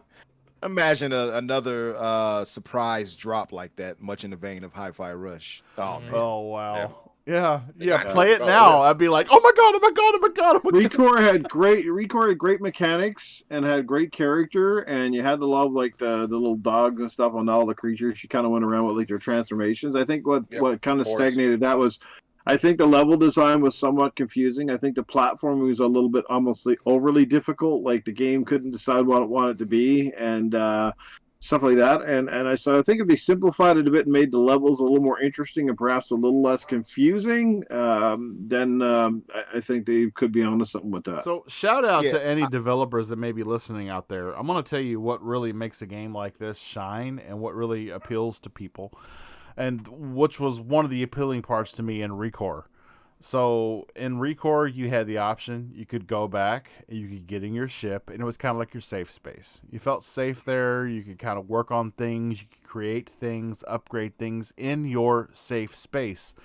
Every game like that needs something like that. I mean, it really makes the person feel, like I can go back here and hang out. I don't exactly have to hit pause on the game. I don't have to leave the game. I can just kind of chill out here, not do anything, just kind of fart around while I chat with my buddies on party chat. Every adventure game needs a space like that. So if you're making a game like ReCore or like Witcher or anything like that, come on, give us some place where we can go and just chill and be safe and work on things. Yeah. Yeah. Some games need that. I mean, I don't know if. I mean, I get it. I'd also feel like ReCore was one of those games where it was more kind of bare bones than it should have been. Yeah. I think it should have. It Yeah, could have they had. really- It that's really what- could have had a lot more, because if you remember going from your ship to actually the point of interest was really, really bearing and really boring. And what you had between the points were you did have some platforms that you could go and you could collect some items that were available in that zone. But other than that, other than it being like a collection area, there wasn't really anything to do but just go from this point to this point. You know what it reminds me of, actually, in some ways? And, I don't want anybody to be like, oh, you just bagging on PlayStation. But Forspoken's landscape is very similar. Just you run around, there's nothing really interesting going on. and you got the parkour element, which is fun, and that's it. And then you fight somebody the enemies that kind of just stand there, and then you move to the next area. Very barren, very boring environment. RE4 suffered from that, in my It's all opinion. with that dialogue. Yeah, we don't even go that way with it. But yeah, You didn't like look, talking to your dog? yeah, sure. But I was going to say RWK rather had said Mad Max looks good and also Sure does. it's underrated. That was a great Absolutely game. love Mad Yeah, Max. I went back and It started nailed the playing app. Mad Max, It as a really, matter of fact. yeah. Mad Max really nailed like the mechanics and like that atmosphere. You know what I mean? It did. Had that Batman-esque combat, by the way. A lot of games Yeah. do credit to Batman the Arkham series, by the way, because of the combat style. Spider-Man, Sure. Mad Max. It's a bunch of games Sure. that aped Batman when it comes to that, by the way. Sure did. Yeah. So, next on the topic list, it seems like Xbox they're going to re-embrace the independent developers. They're bringing back the ID at Xbox Showcase. That's right. We're going to hear about all the lesser-known developers coming out with great games. You know what I'm talking about. We're talking about games like High on Life. Talking about games like Vampire Survivors. Games that you wouldn't, if you stayed on the AAA page, you would have missed completely and done yourself a great injustice. But if you got the chance to play them, they captured you. And yes, ID at Xbox, Wednesday, April 5th at 10 a.m. Did anybody catch that yesterday? I did catch it, but afterwards. Same here. Watched the Yeah. replay. In fact, I thought it was so weird because I'm on YouTube looking for it. I'm like, what the hell is the thing? Yeah, I actually It's thought. only on Twitch. Yeah, Yeah, it's weird. Yeah, it was only on Twitch. Yeah, I want to throw a game in that they didn't. I don't think they showed it, but it was supposed to be there. It was called Where Win Meets. I think me and Bushido had a conversation about this a little while ago. Yeah, we did talk about that one. Yeah. The game looks. I'm telling you right now, when it comes to arcadey, whatever you want to call arcade games, I think is what ID on Xbox. Most of them are like arcadey cheap games. But this game, I don't know what it is, but I cannot wait till this game gets released. I don't give a shit if it's $40. I'm paying for it. It just looks amazing. It's like a samurai game. I don't know. They didn't show it. If they did, I didn't see it. But man, if anybody wants to take a look into that, that's an ID on Xbox game that looks perfect. I just cannot wait to play it. They showed that, I think, was it during Gamescom or something like that? Well, yeah, they showed it at Gamescom, and they said that the next time there's one of the guys that created the like intros and stuff for ID on Xbox. He has a YouTube channel that he talked about that it was supposed to be there, and I can't remember his name. Give me like 30 seconds, and I'll tell you what his name is. But 30. He said it was 29. 30, 28. Okay, hold on. Hold on, keep counting. It's almost there. 25. 24. 23. I know it's coming. 21, We're 20. You better come up 19. with And his name is Wandering Dutch. Okay, he does see, and he Shout out to Wandering Dutch, who did my intro and overlay, by the way. So you know who I'm talking about then. Absolutely. So okay, so there you go. He did some part of their thing to get the stuff and all the videos ready. So, and he explained that it was one of the games that was going to be there. So I was actually surprised not to see it. So yeah, so I just was surprised the hell out of me. So, but definitely take a look. I don't know. They showed like 20 minutes of Vampire Slayer, which I know Steve Stephan would love that, but I don't. Oh, you talking about Vampire Survivor? Survivor, yeah. Okay. Yeah. I'm like, is that a new one? Or? No, I can't sit there and play it. It takes up. You literally can play one match and it'll take up 35 minutes of your time, and you're all of a sudden your life is flashed past you in 2 matches, and you're like, oh crap, I need to do something else. So yeah, I'm one of the people who avoided that crack, the digital crack of Vampire Survivors. I played maybe at most 40 minutes total, and yeah, same. the furthest I got was like level 13. I was like, okay, it's cool, but it's not something I want to just sit here and try to survive every time. I don't know. It wasn't for me. Same. I don't think it's bad. It just wasn't for me. But what they did show at the showcase yesterday, I don't know. I feel a little ways about it, and it's something to be said because Xbox to me kind of falters here and there when they have their kind of vetted vetted showrunners or whatever. Sometimes they just seem so stilted and like, Am I the only one that feel that way when it comes to them? No, you're not. You're not. I will go. I'm right there with you. The independent developers that Xbox has struck gold with in the past, they seem to put them on the forefront, and really, I don't know if they do it on purpose, but it really seems to overshadow some of the others that really could benefit a lot from a little more attention. Yeah, and I look at we all saw how Bethesda co-ran it with Microsoft when they did their showcase, the direct, rather, if you will, and that was well done. That was spectacular. I mean, they had quick talks with the developers. They gave their little mottos, whatever they want to give you, whatever. They sold their product pretty much, and then showed you the gameplay. To me, I think Microsoft would do well to do that going forward. Period, and kind of cut down on trying to be funny and the banter and all. It's like so unnecessary. Stop trying to be funny because it just does not work for some of you, and just present the games. You know what I mean? Now this one, I don't think they were trying to be funny. But they just were like, "Why are you here?" That's what it felt like to me listening to these two. Like the lady was there. I'm like, why? Why? Because she's pretty. And then the old guy was there. Exactly. Like, the old guy was just sitting there looking like he's the father or something. I'm like, nah. Not sure, Daddy.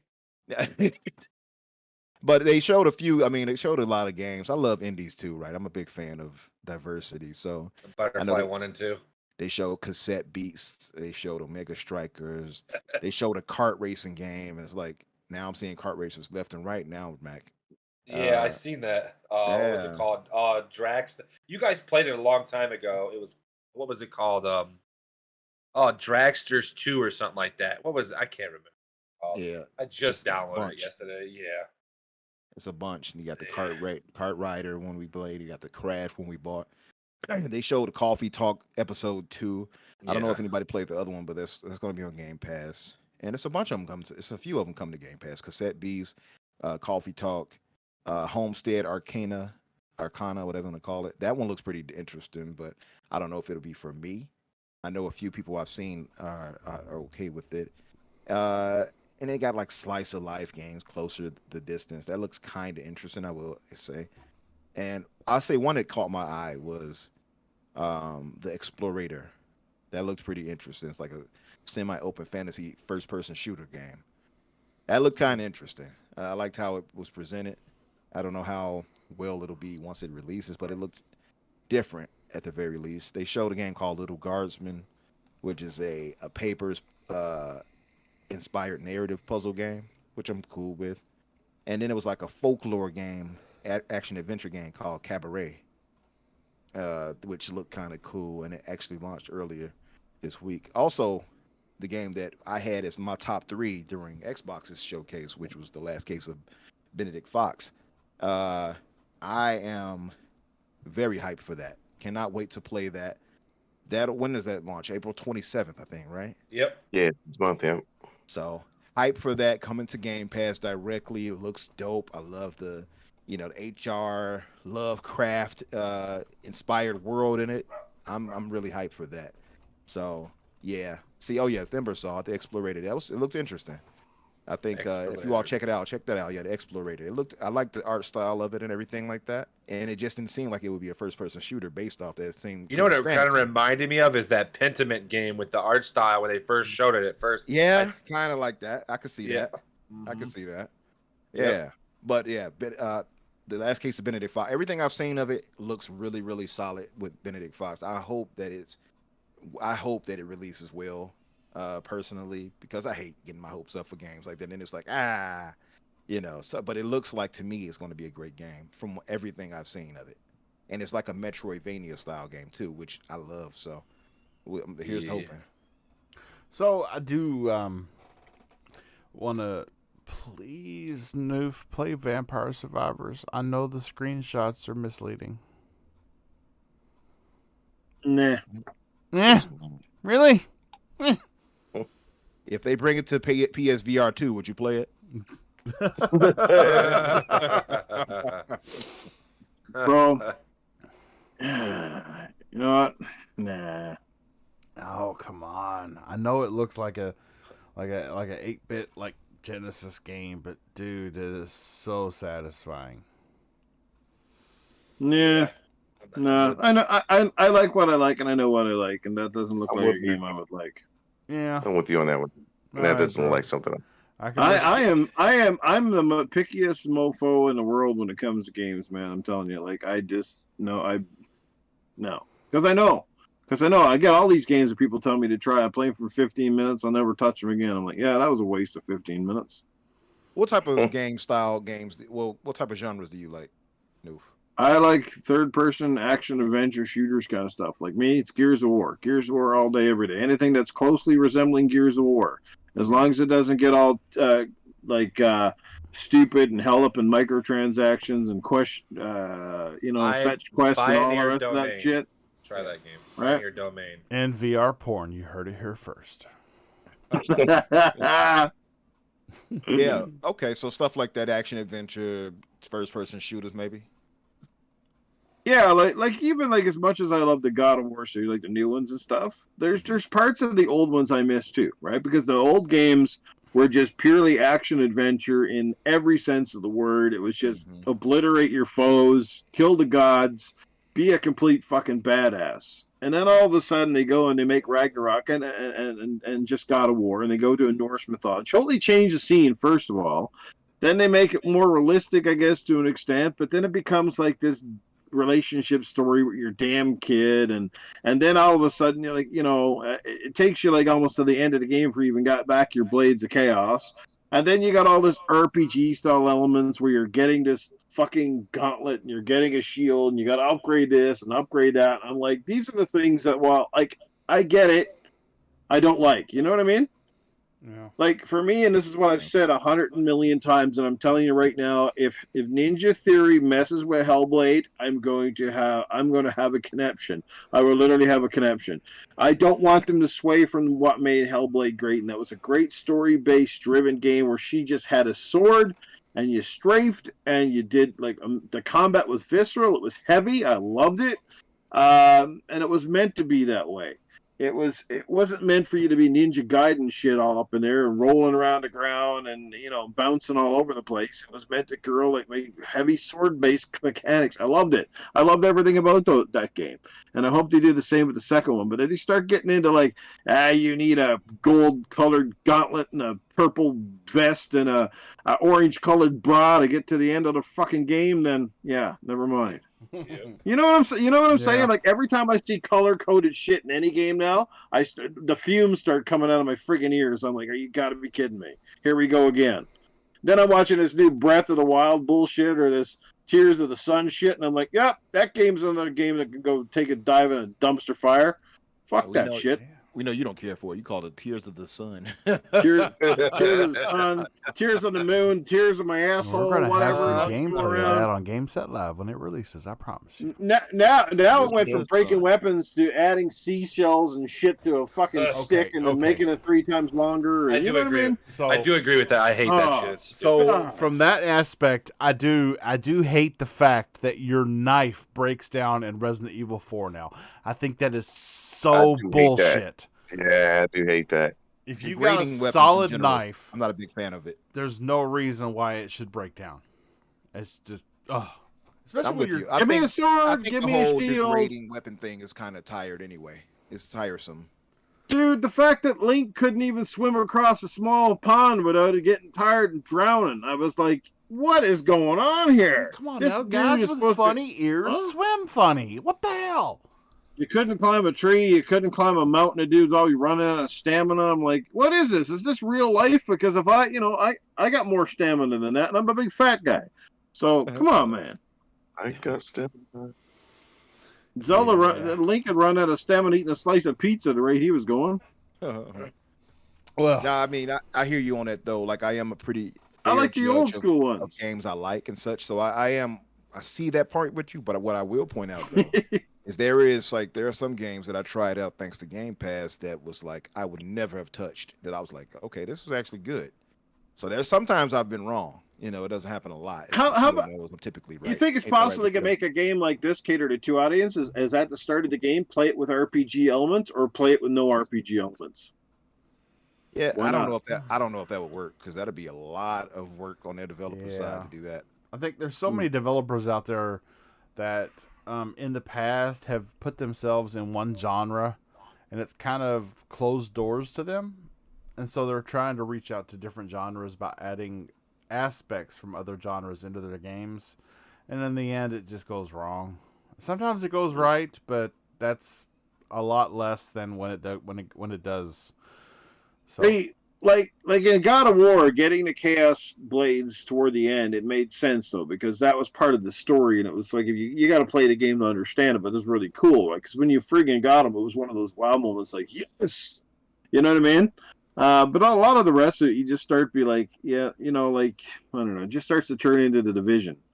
You know, oh, I got this clip for my gun, and now I need this bigger barrel for this, and it just starts to becoming a collectathon, man. You know what I mean? It becomes a chore for you. Yeah, that stuff just drives me out. That turns me around. And the promise and the premise of a lot of these games I love, like The Division, for example, I love the setting, I love the graphics. But the moment I found out it played and looked nothing like Ghost Recon, I was just like, oh boy, here we go. And even Ghost Recon's not Ghost Recon anymore. So right? On that note, we're gonna. Sorry. No, you're I'm fine. stubborn. You're fine. You're fine. I mean, that's what I've put this platform here for, is for you all to express yourselves. Everybody on the panel. I thought you said the platforms don't matter, only the games. This show platform on YouTube, sir. KFC's better than Popeyes. Oh, okay. That's just a blatant Okay. lie. So, Popeyes is so much better than KFC. I knew Umbra was. I knew Umbra was. We're gonna not say even something, going. that's why I said We're it. not going to get into chicken battles. We'll be here all night long. He's only Kentucky saying that has because got he the prefers best chicken. KFC. I knew that's why he said that because he prefers KFC. Oh my god! Well, I'm so fat. I like chicken either way. So KFC on was that great note- back in the day, I but don't want to have to pull the card on you, but I'm black and I know chicken better than both Hey, of you. I like- what listen, the hell? I'm gonna say that I grew up in the hood and I'm with these guys. So I That don't don't- take that my don't really chicken. count. I don't know the difference that makes a good chicken. That's not it. I'm gonna use my white card from my black guy that gave it to me. So I'm allowed to say something about chicken. Yeah, but I'm going to go more controversy. Black people know how to season food well. I'm not that white. He don't know this. Me and him have talked about it. The girl did a good some secret spices. I don't know about that one on that, man. I don't know, bro. Yeah, secret So- spices. What do you mean? Something. I don't know down in the States, but I'm going to tell you right now, the Colonel Saunders will be rolling over in his fucking grave. You can taste the shit that passed off at KFC up here. Yeah, I get it. It's not as good as it was 10 years ago. I'll tell you I'll that. send you some through the mail, Noof. You just may have to scrape away the maggots and stuff that are there by the time it gets there. No, I tell them up here, I said they're not even making chickens. I'm pretty sure they're killing the pigeons outside and slapping batter on them. Sorry, Umbra. I had to throw you So, under the bus on that. As we go, Eating- as we eating go KFP. through our, KFC, not KFC. what were you saying, Umbra? I said you're eating KFP, not KFC. This is horrible. All right, so as we go through our outros, because of course we all have a life, we all have a family. Hold on. 1 second, real quick. I want to just throw something in. They're making Street Fighter the movie. I don't know if y'all are excited about it. I just see it yesterday. Hell yeah. So I just want to say that looks That good depends. before we get into. Who's hope- who's in it? They haven't said nothing yet. Yeah, they they haven't haven't said said- director, if- nothing. If they go the route with those guys they did the kind of independent one, if The they go motor- that route and have those like guys who give a more visceral action instead of, I guess, not the Jean-Claude Van Damme version, I think we'll be all right. Yeah. Yeah. I will say though, we had the Mortal Kombat movie, which looked like it was going to be dope, but it wasn't. It wasn't. Yeah. And I was so disappointed. 'cause Oh, I was no. so Well, excited for it. It was. I feel like it was a prequel. Like they went with the prequel more than they actually went with the movie they wanted. I feel like they were just. I didn't like. They needed to put more into it. No, But you're I'll- making excuses for the movie. Yeah. It just. I don't know. It was just terribly done. It had great moments, but overall, Yeah. it's not well done. With them cutting her head off, with that dude's head off, I can't remember what it was, but the hat, bro, and cut him in half and Wow. shit. That was badass, bro. Yeah, It's been a cut while. I wow. can't remember. I haven't seen it in 2 years. Yeah, I mean, All hell, right, I'll let you- Sub-Zero's fight scenes were dope as hell. Those were dope. Him and Scorpion, like, but it's like, I don't know how to explain it, man. It's nothing has yet to touch the old 90, 91, 92. whatever that was, 95 or 96, whatever movie that year it was for the original Mortal Kombat. Nothing has touched Well, it. yeah, I mean, if you remember the original Mortal Kombat, the only two people that were actually already known in the movie space was the guy who played Raiden and the one who played Sonya, which was Carrie Haskins, which was only known because she was a Playboy centerfold. She wasn't known as an actress. Wait. Time out. You're saying Sonya in 1995 Mortal Is Kombat. Bridget Wilson, by the way, the one in 95. Hold on. Yeah, That's the that- one. No, the 95 one is. You're saying that she was in Playboy? yeah, Yes. yeah. You're talking about Bridget Wilson and Sonya Blade, right? From 95? Yes. Yes, I am. Huh. Did not know that. What? I'm going to have to go get my PRV2 now. So, okay. All right. Bridget Wilson.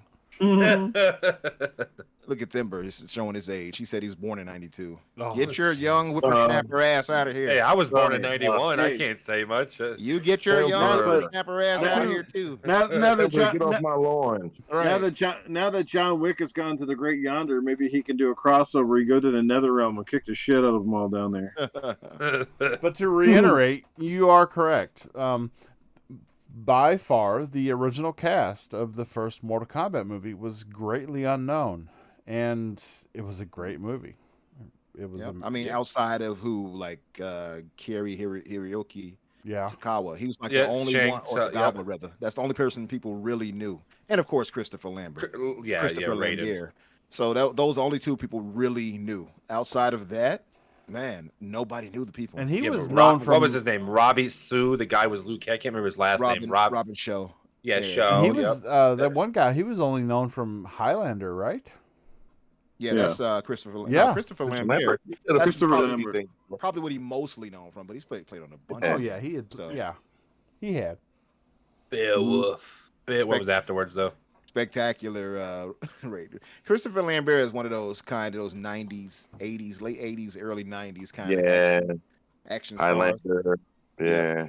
Well, the Street Fighter movie was so bad that Raul Julia, who played Bison, he actually died before it finished. I know, unfortunately. And the thing is about like Street Fighter and stuff like that, and even Mortal Kombat, and they get a bit of a pass is because, I mean, they were like the originators in coming from video games to movies, And outside if of the Mario movies, and they were campy, but like still classic, right? Because if you look at the Street Fighter movies, like Bison, you're off the air with Jean-Claude Van Damme, and then you have Raul Julia, like you said. I forgot what was one of those sayings he said, but hilarious stuff that you look down, you probably laugh at, but back then. Well, man, the best thing kind of the about shit. those movies, even back then, as cheesy as they were, because a lot of movies still were cheesy back in the 80s and 90s, even when we thought they were fantastic in the day, is just that, like, at least those movies tried to stay true to the video game, that's the part, right? Is trying to stay true to your roots or true to what makes it special without going too far off the edge. Like, that's what made the Sonic movies good. Like, even though they're still kind of far-fetched, but they stay true enough to the character and they bring enough in that people that aren't Sonic fans and game fans alike could like it. I think that's where the downside is going with the new Mario movies, that you're finding the fans are liking it, but the critics don't know because they're obviously not really like the game fans, and they haven't grown up around the game, so everything feels foreign and weird to them. But they don't realize how true the movie is trying to stay to its gaming roots, right? But you know what though? Like in that case, because we've had that happen, and in those cases and instances, so long as the audience is behind it, the critics can say what they want. Absolutely. And That's I right. think Mario's going to do well regardless because it's Mario looks amazing. You know what I mean? It's got good reviews. Yeah, but the reviews is kind of middling, right? I think it was last I saw it was like in the 40s or something. No, Like, that was okay. So by the critics, it was 56 or something like that. Oh. But but the fans were giving. It was a 98% for fan audience. Yeah, and that's all you need. If the fans are behind it, it doesn't matter what the critics say at the end of the I day. can't stand. Critics need to all be fired. It's kind of like the weathermen. Like they just fucking go in there. Some and of them write are something good, down. right? Some of them are decent. I'm not going to write them all off, but there are enough where you were like, I don't want to hear what you got to say.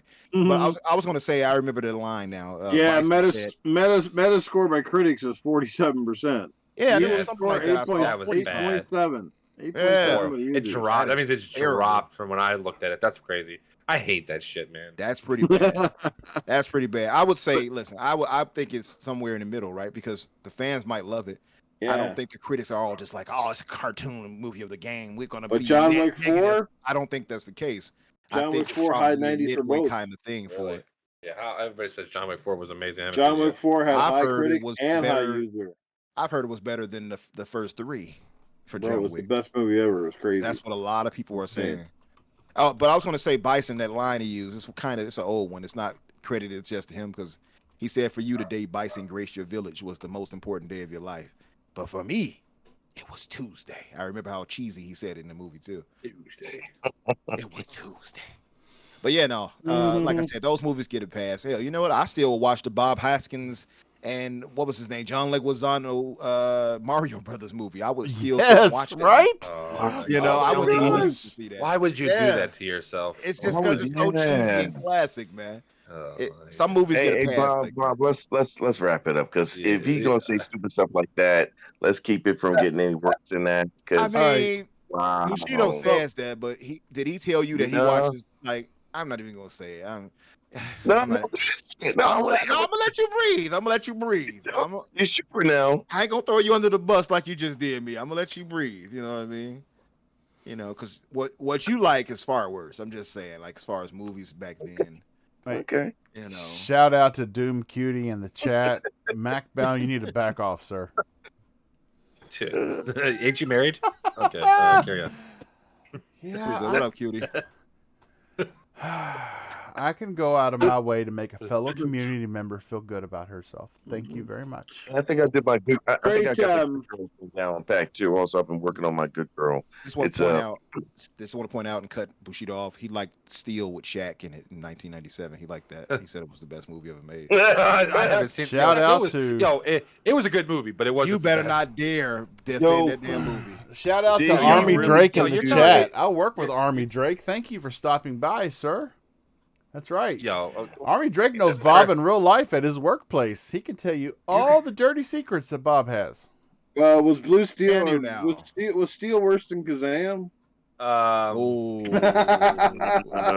tough to yo, say. his I think motorcycle the was Nick- badass. All I'm saying, his motorcycle was I nice. They think gotta be Kazam neck was and neck. worse. I mean, by a little. Some would go Yeah, Kazam. yeah. First. Ain't by a whole lot. It's like the tallest midget, basically. But yeah, Little person, I'll have you know. little person, little peoples. Yes, Cancel yes. him. Cancel Bushido 2023, little people.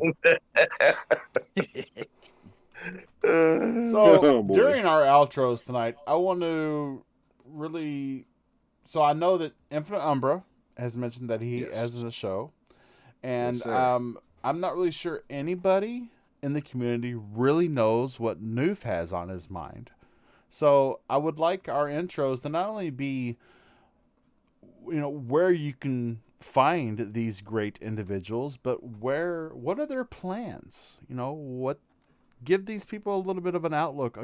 As Phil Spencer would put it, your roadmap with the community. We're going to start with Infinite Umbra. Sir, where can people find you, and where will people be able to find you in the future? Yes. So thanks for having me. To Bushido, you're welcome. I just want to throw that out. Wow. Of course, you guys can find me on Twitter, Infinite Umbra or Umbra Infinite. You'll find me either way. Tomorrow night, of course, with my co-host Cutie that you see in the chat, who I'm sure some people are simping for. You can find us on Xbox Infinite at 8 o'clock Eastern. Tuesdays, you'll find me on Boom's podcast, Xbox Factor, at that 12 Eastern. And next Thursday will be the launch of my podcast, The Fix, and I'll be having my co-host Daniel McGee, who is also a panel member of Boom's Xbox Factor podcast. He'll be a co-host, and again, I am open to all people in the community coming through. The only requirements again are a good working quality mic. Knowing the source material, I will share it with you beforehand, obviously, and expect you to do your proper research to speak on it, and not be Bushido. Just as I said. God. That's about it. For I mean, it's everybody out simple. there listening, these Boom, guys three-time loser already. these guys put on a great show. But Infinite Umbra and Mr. Bush are very good friends, and they play on this from everybody thinking they may be the same person to them hating each other. They play on it. They thrive off of it. So please That's feed the into funny it. It what makes them go. So And just to say, I shared the link to my channel. I believe it works. I hope so. But if not, I mean, search me up. You put in Infinite Umbra, you'll find me here on YouTube. And subscribe to it, That's brother. right. And come by next week. And I'm trying to launch. I think I'm going to head for the 7 o'clock p.m. time. Would be 8 o'clock Eastern time for those on the east side. And of course, for me, I'm Central, so it's 7 o'clock for me. So come by, support a brother. And my show won't be long. It's like an hour 30 at most. I'm not going to have a long podcast. So it won't require a ton of your time. And we're going to talk about a lot of interesting things. It won't just be video game focused, although that will be the lead focus. We'll talk about a lot of things in pop culture and everything too. Kind of like we did tonight. You know what I mean? yeah. So That's right. Yeah, thanks again for having me, y'all. Dude, it was a blast. Always great to have you on Infinite. No doubt. Oh, by the way, shouldn't I be a mod? I feel like I've been on this podcast more than like 4 times. I feel like I should have mod powers. I don't know. I don't think you've You've earned got to that yet. actually put something in the chat first Yeah. so I can right click you and make you a mod. You're Yeah, right. see? He'll- And he'll- that's proof right there. Yeah, he'll Seven. spend half the podcast trying to kick out Bushido. Hey, you know it. You already know. That's exactly the only reason I want the power Oh, for. see, he actually did. He actually put himself. I'm going to in find the a way to get chat. him out of here. Oops, did I say that out loud? Oops. There you go, Mm. Umbra. If you type something into the chat now, you will show up as a moderator, sir. You are part of the group. That's right. Head of the Okay. group, don't make him poop. Okay. All right. Cool. Thanks. I'm here. Thanks. Closed mouth don't get fed. You're good. You don't have to put. You don't have to He put me on said it. close mouth doors. Well, I will say that. Listen, if you make me a mod, I'll fucking time out Risk It if he joins. I don't think you should do that. So Risk It is a mod too, I think. I timed him out on my own. I timed him out on our podcast on Tuesday night when he was running his mouth, and he hasn't said nothing to me since. So I'm gonna wait for that one. Now, I'm so sure he's pissed. since he's opened his mouth, I'll let him continue. Mr. Macbound, sir, future aspirations where you hang out now, sir, let the community know. In the back alley when it's dark. No. Xbox like normal. My Twitch and everything is Macbound. If anybody needs the link, I will be more than welcome to do that. If you'd like to give me a follow, Tuesday nights we have the Renegade Realm podcast. Bushido has been on it twice. Umbra has been on it 0 times because he never wants to come on.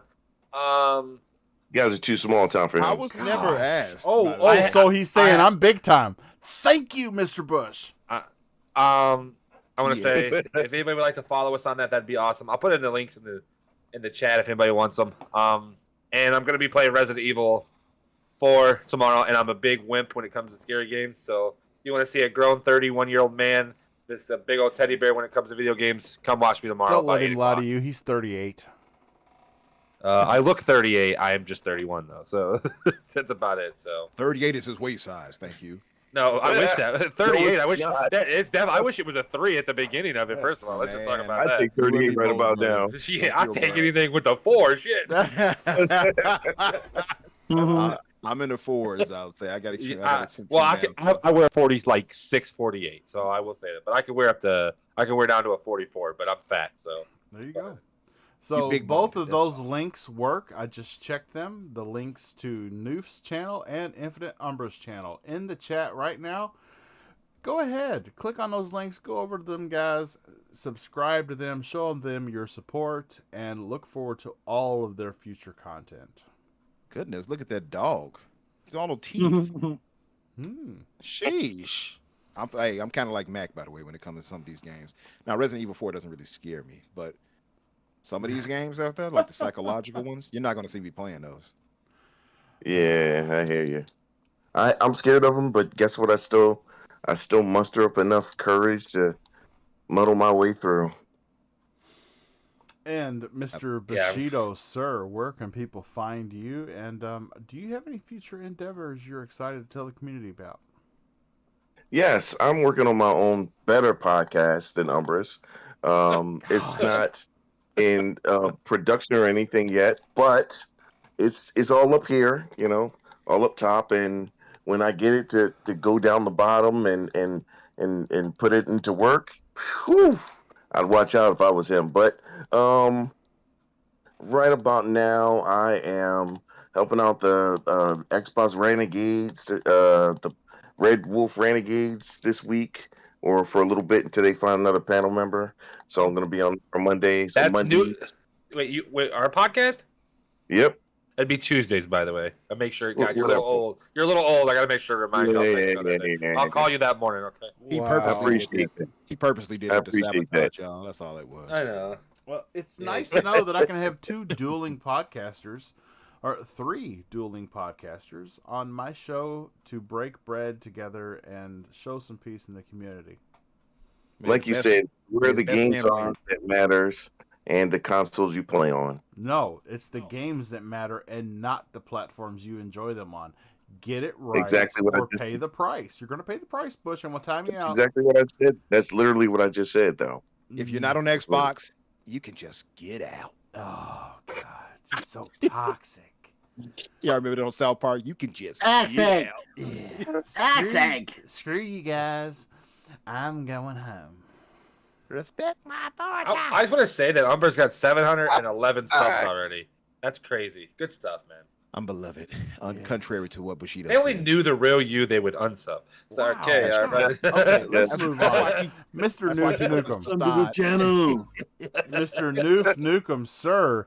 There has been a lot of speculation in the community as to what your futures in the podcasting space hold. We know we can always depend on you to be a voice in the community with true opinions on the Game Set Live podcast, but let everybody in to what they may see from you in the future. Hey, don't plan the funeral just yet. I'm still around. I'm basically exclusive right now for Game Set Live right here Thursday nights with these fine cast of That's characters. right. But yes, I do have something in the works. I will say it's going to be a little closer to the old Gaming After Dark format that I had. I don't have any panel members 100% set in stone. I do have one person who is kind of going to come in with me on a trial basis and see if things gel for both of us. Nobody knows who it is, but I'm excited to get that started. I'm tentatively looking at perhaps a May or June start time. Depends if I can get my graphics intros and all the rest of those birds in a row, as they say. But it's going to be a good time, and you can definitely count on Noof Nukem and a bunch of new cast of characters. You know what I mean? Coming out to just have a good time and talk games but do it with some interesting humor and all those crazy takes. All right. Good one. Yeah. I'm sure that we all look forward to it. I know I really enjoyed your Good Morning Xbox and Gaming After Dark shows. It was sad to see them go, but what had to happen. And I'm just going to come out here and say this right now. That you will have to subscribe to his channel. I may be making a couple of appearances here and there where they can find the time when they're not hanging out with the donkeys back on the ranch. But this is going to be a fantastic show. This one is an awesome show, and I don't know why there's more people not tuning into this. What are you doing with your Thursday nights? Come on, get off the couch. Hit the like button. Subscribe to the channel. Tell Kim what Bob. He's awesome. Let's do it. Let's go. These guys are awesome. Go now. Do it. I know, but podcast space on YouTube is a very crowded space, and I'm thankful for anybody who stops by to listen to us banter about gaming and entertainment on a weekly basis. So I'm not Podcasting's about as crowded as a friggin' bukkake at this point. Yeah, it is. I mean, everybody that has watched if you really wanted to get on podcasting, you missed the mark at like 2017.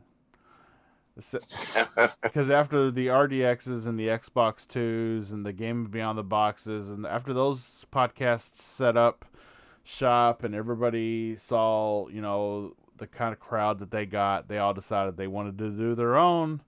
And so we are in the landscape that we're in now. So when we just have to stay true to ourselves and to our audience and not try and be like anybody else, just be ourselves. And I do believe that will prove to be successful in the end, whether that's 6 months from now, 6 years from now. But either way, I'm having fun doing it. The journey is a blast. And this is KY Bob, the host of Game Set Live. KY Bob on every platform. Here Thursday nights hosting this band of misfits, my brothers in arms, on Game Set Live. Everybody that showed up for the show, it was great to see you all. It was great to be seen. Have a great weekend. Be safe and game on. Thanks, Umbra and Mac, for coming on. And Xbox got. Well, yeah, of course. I was going to thank them in the credits.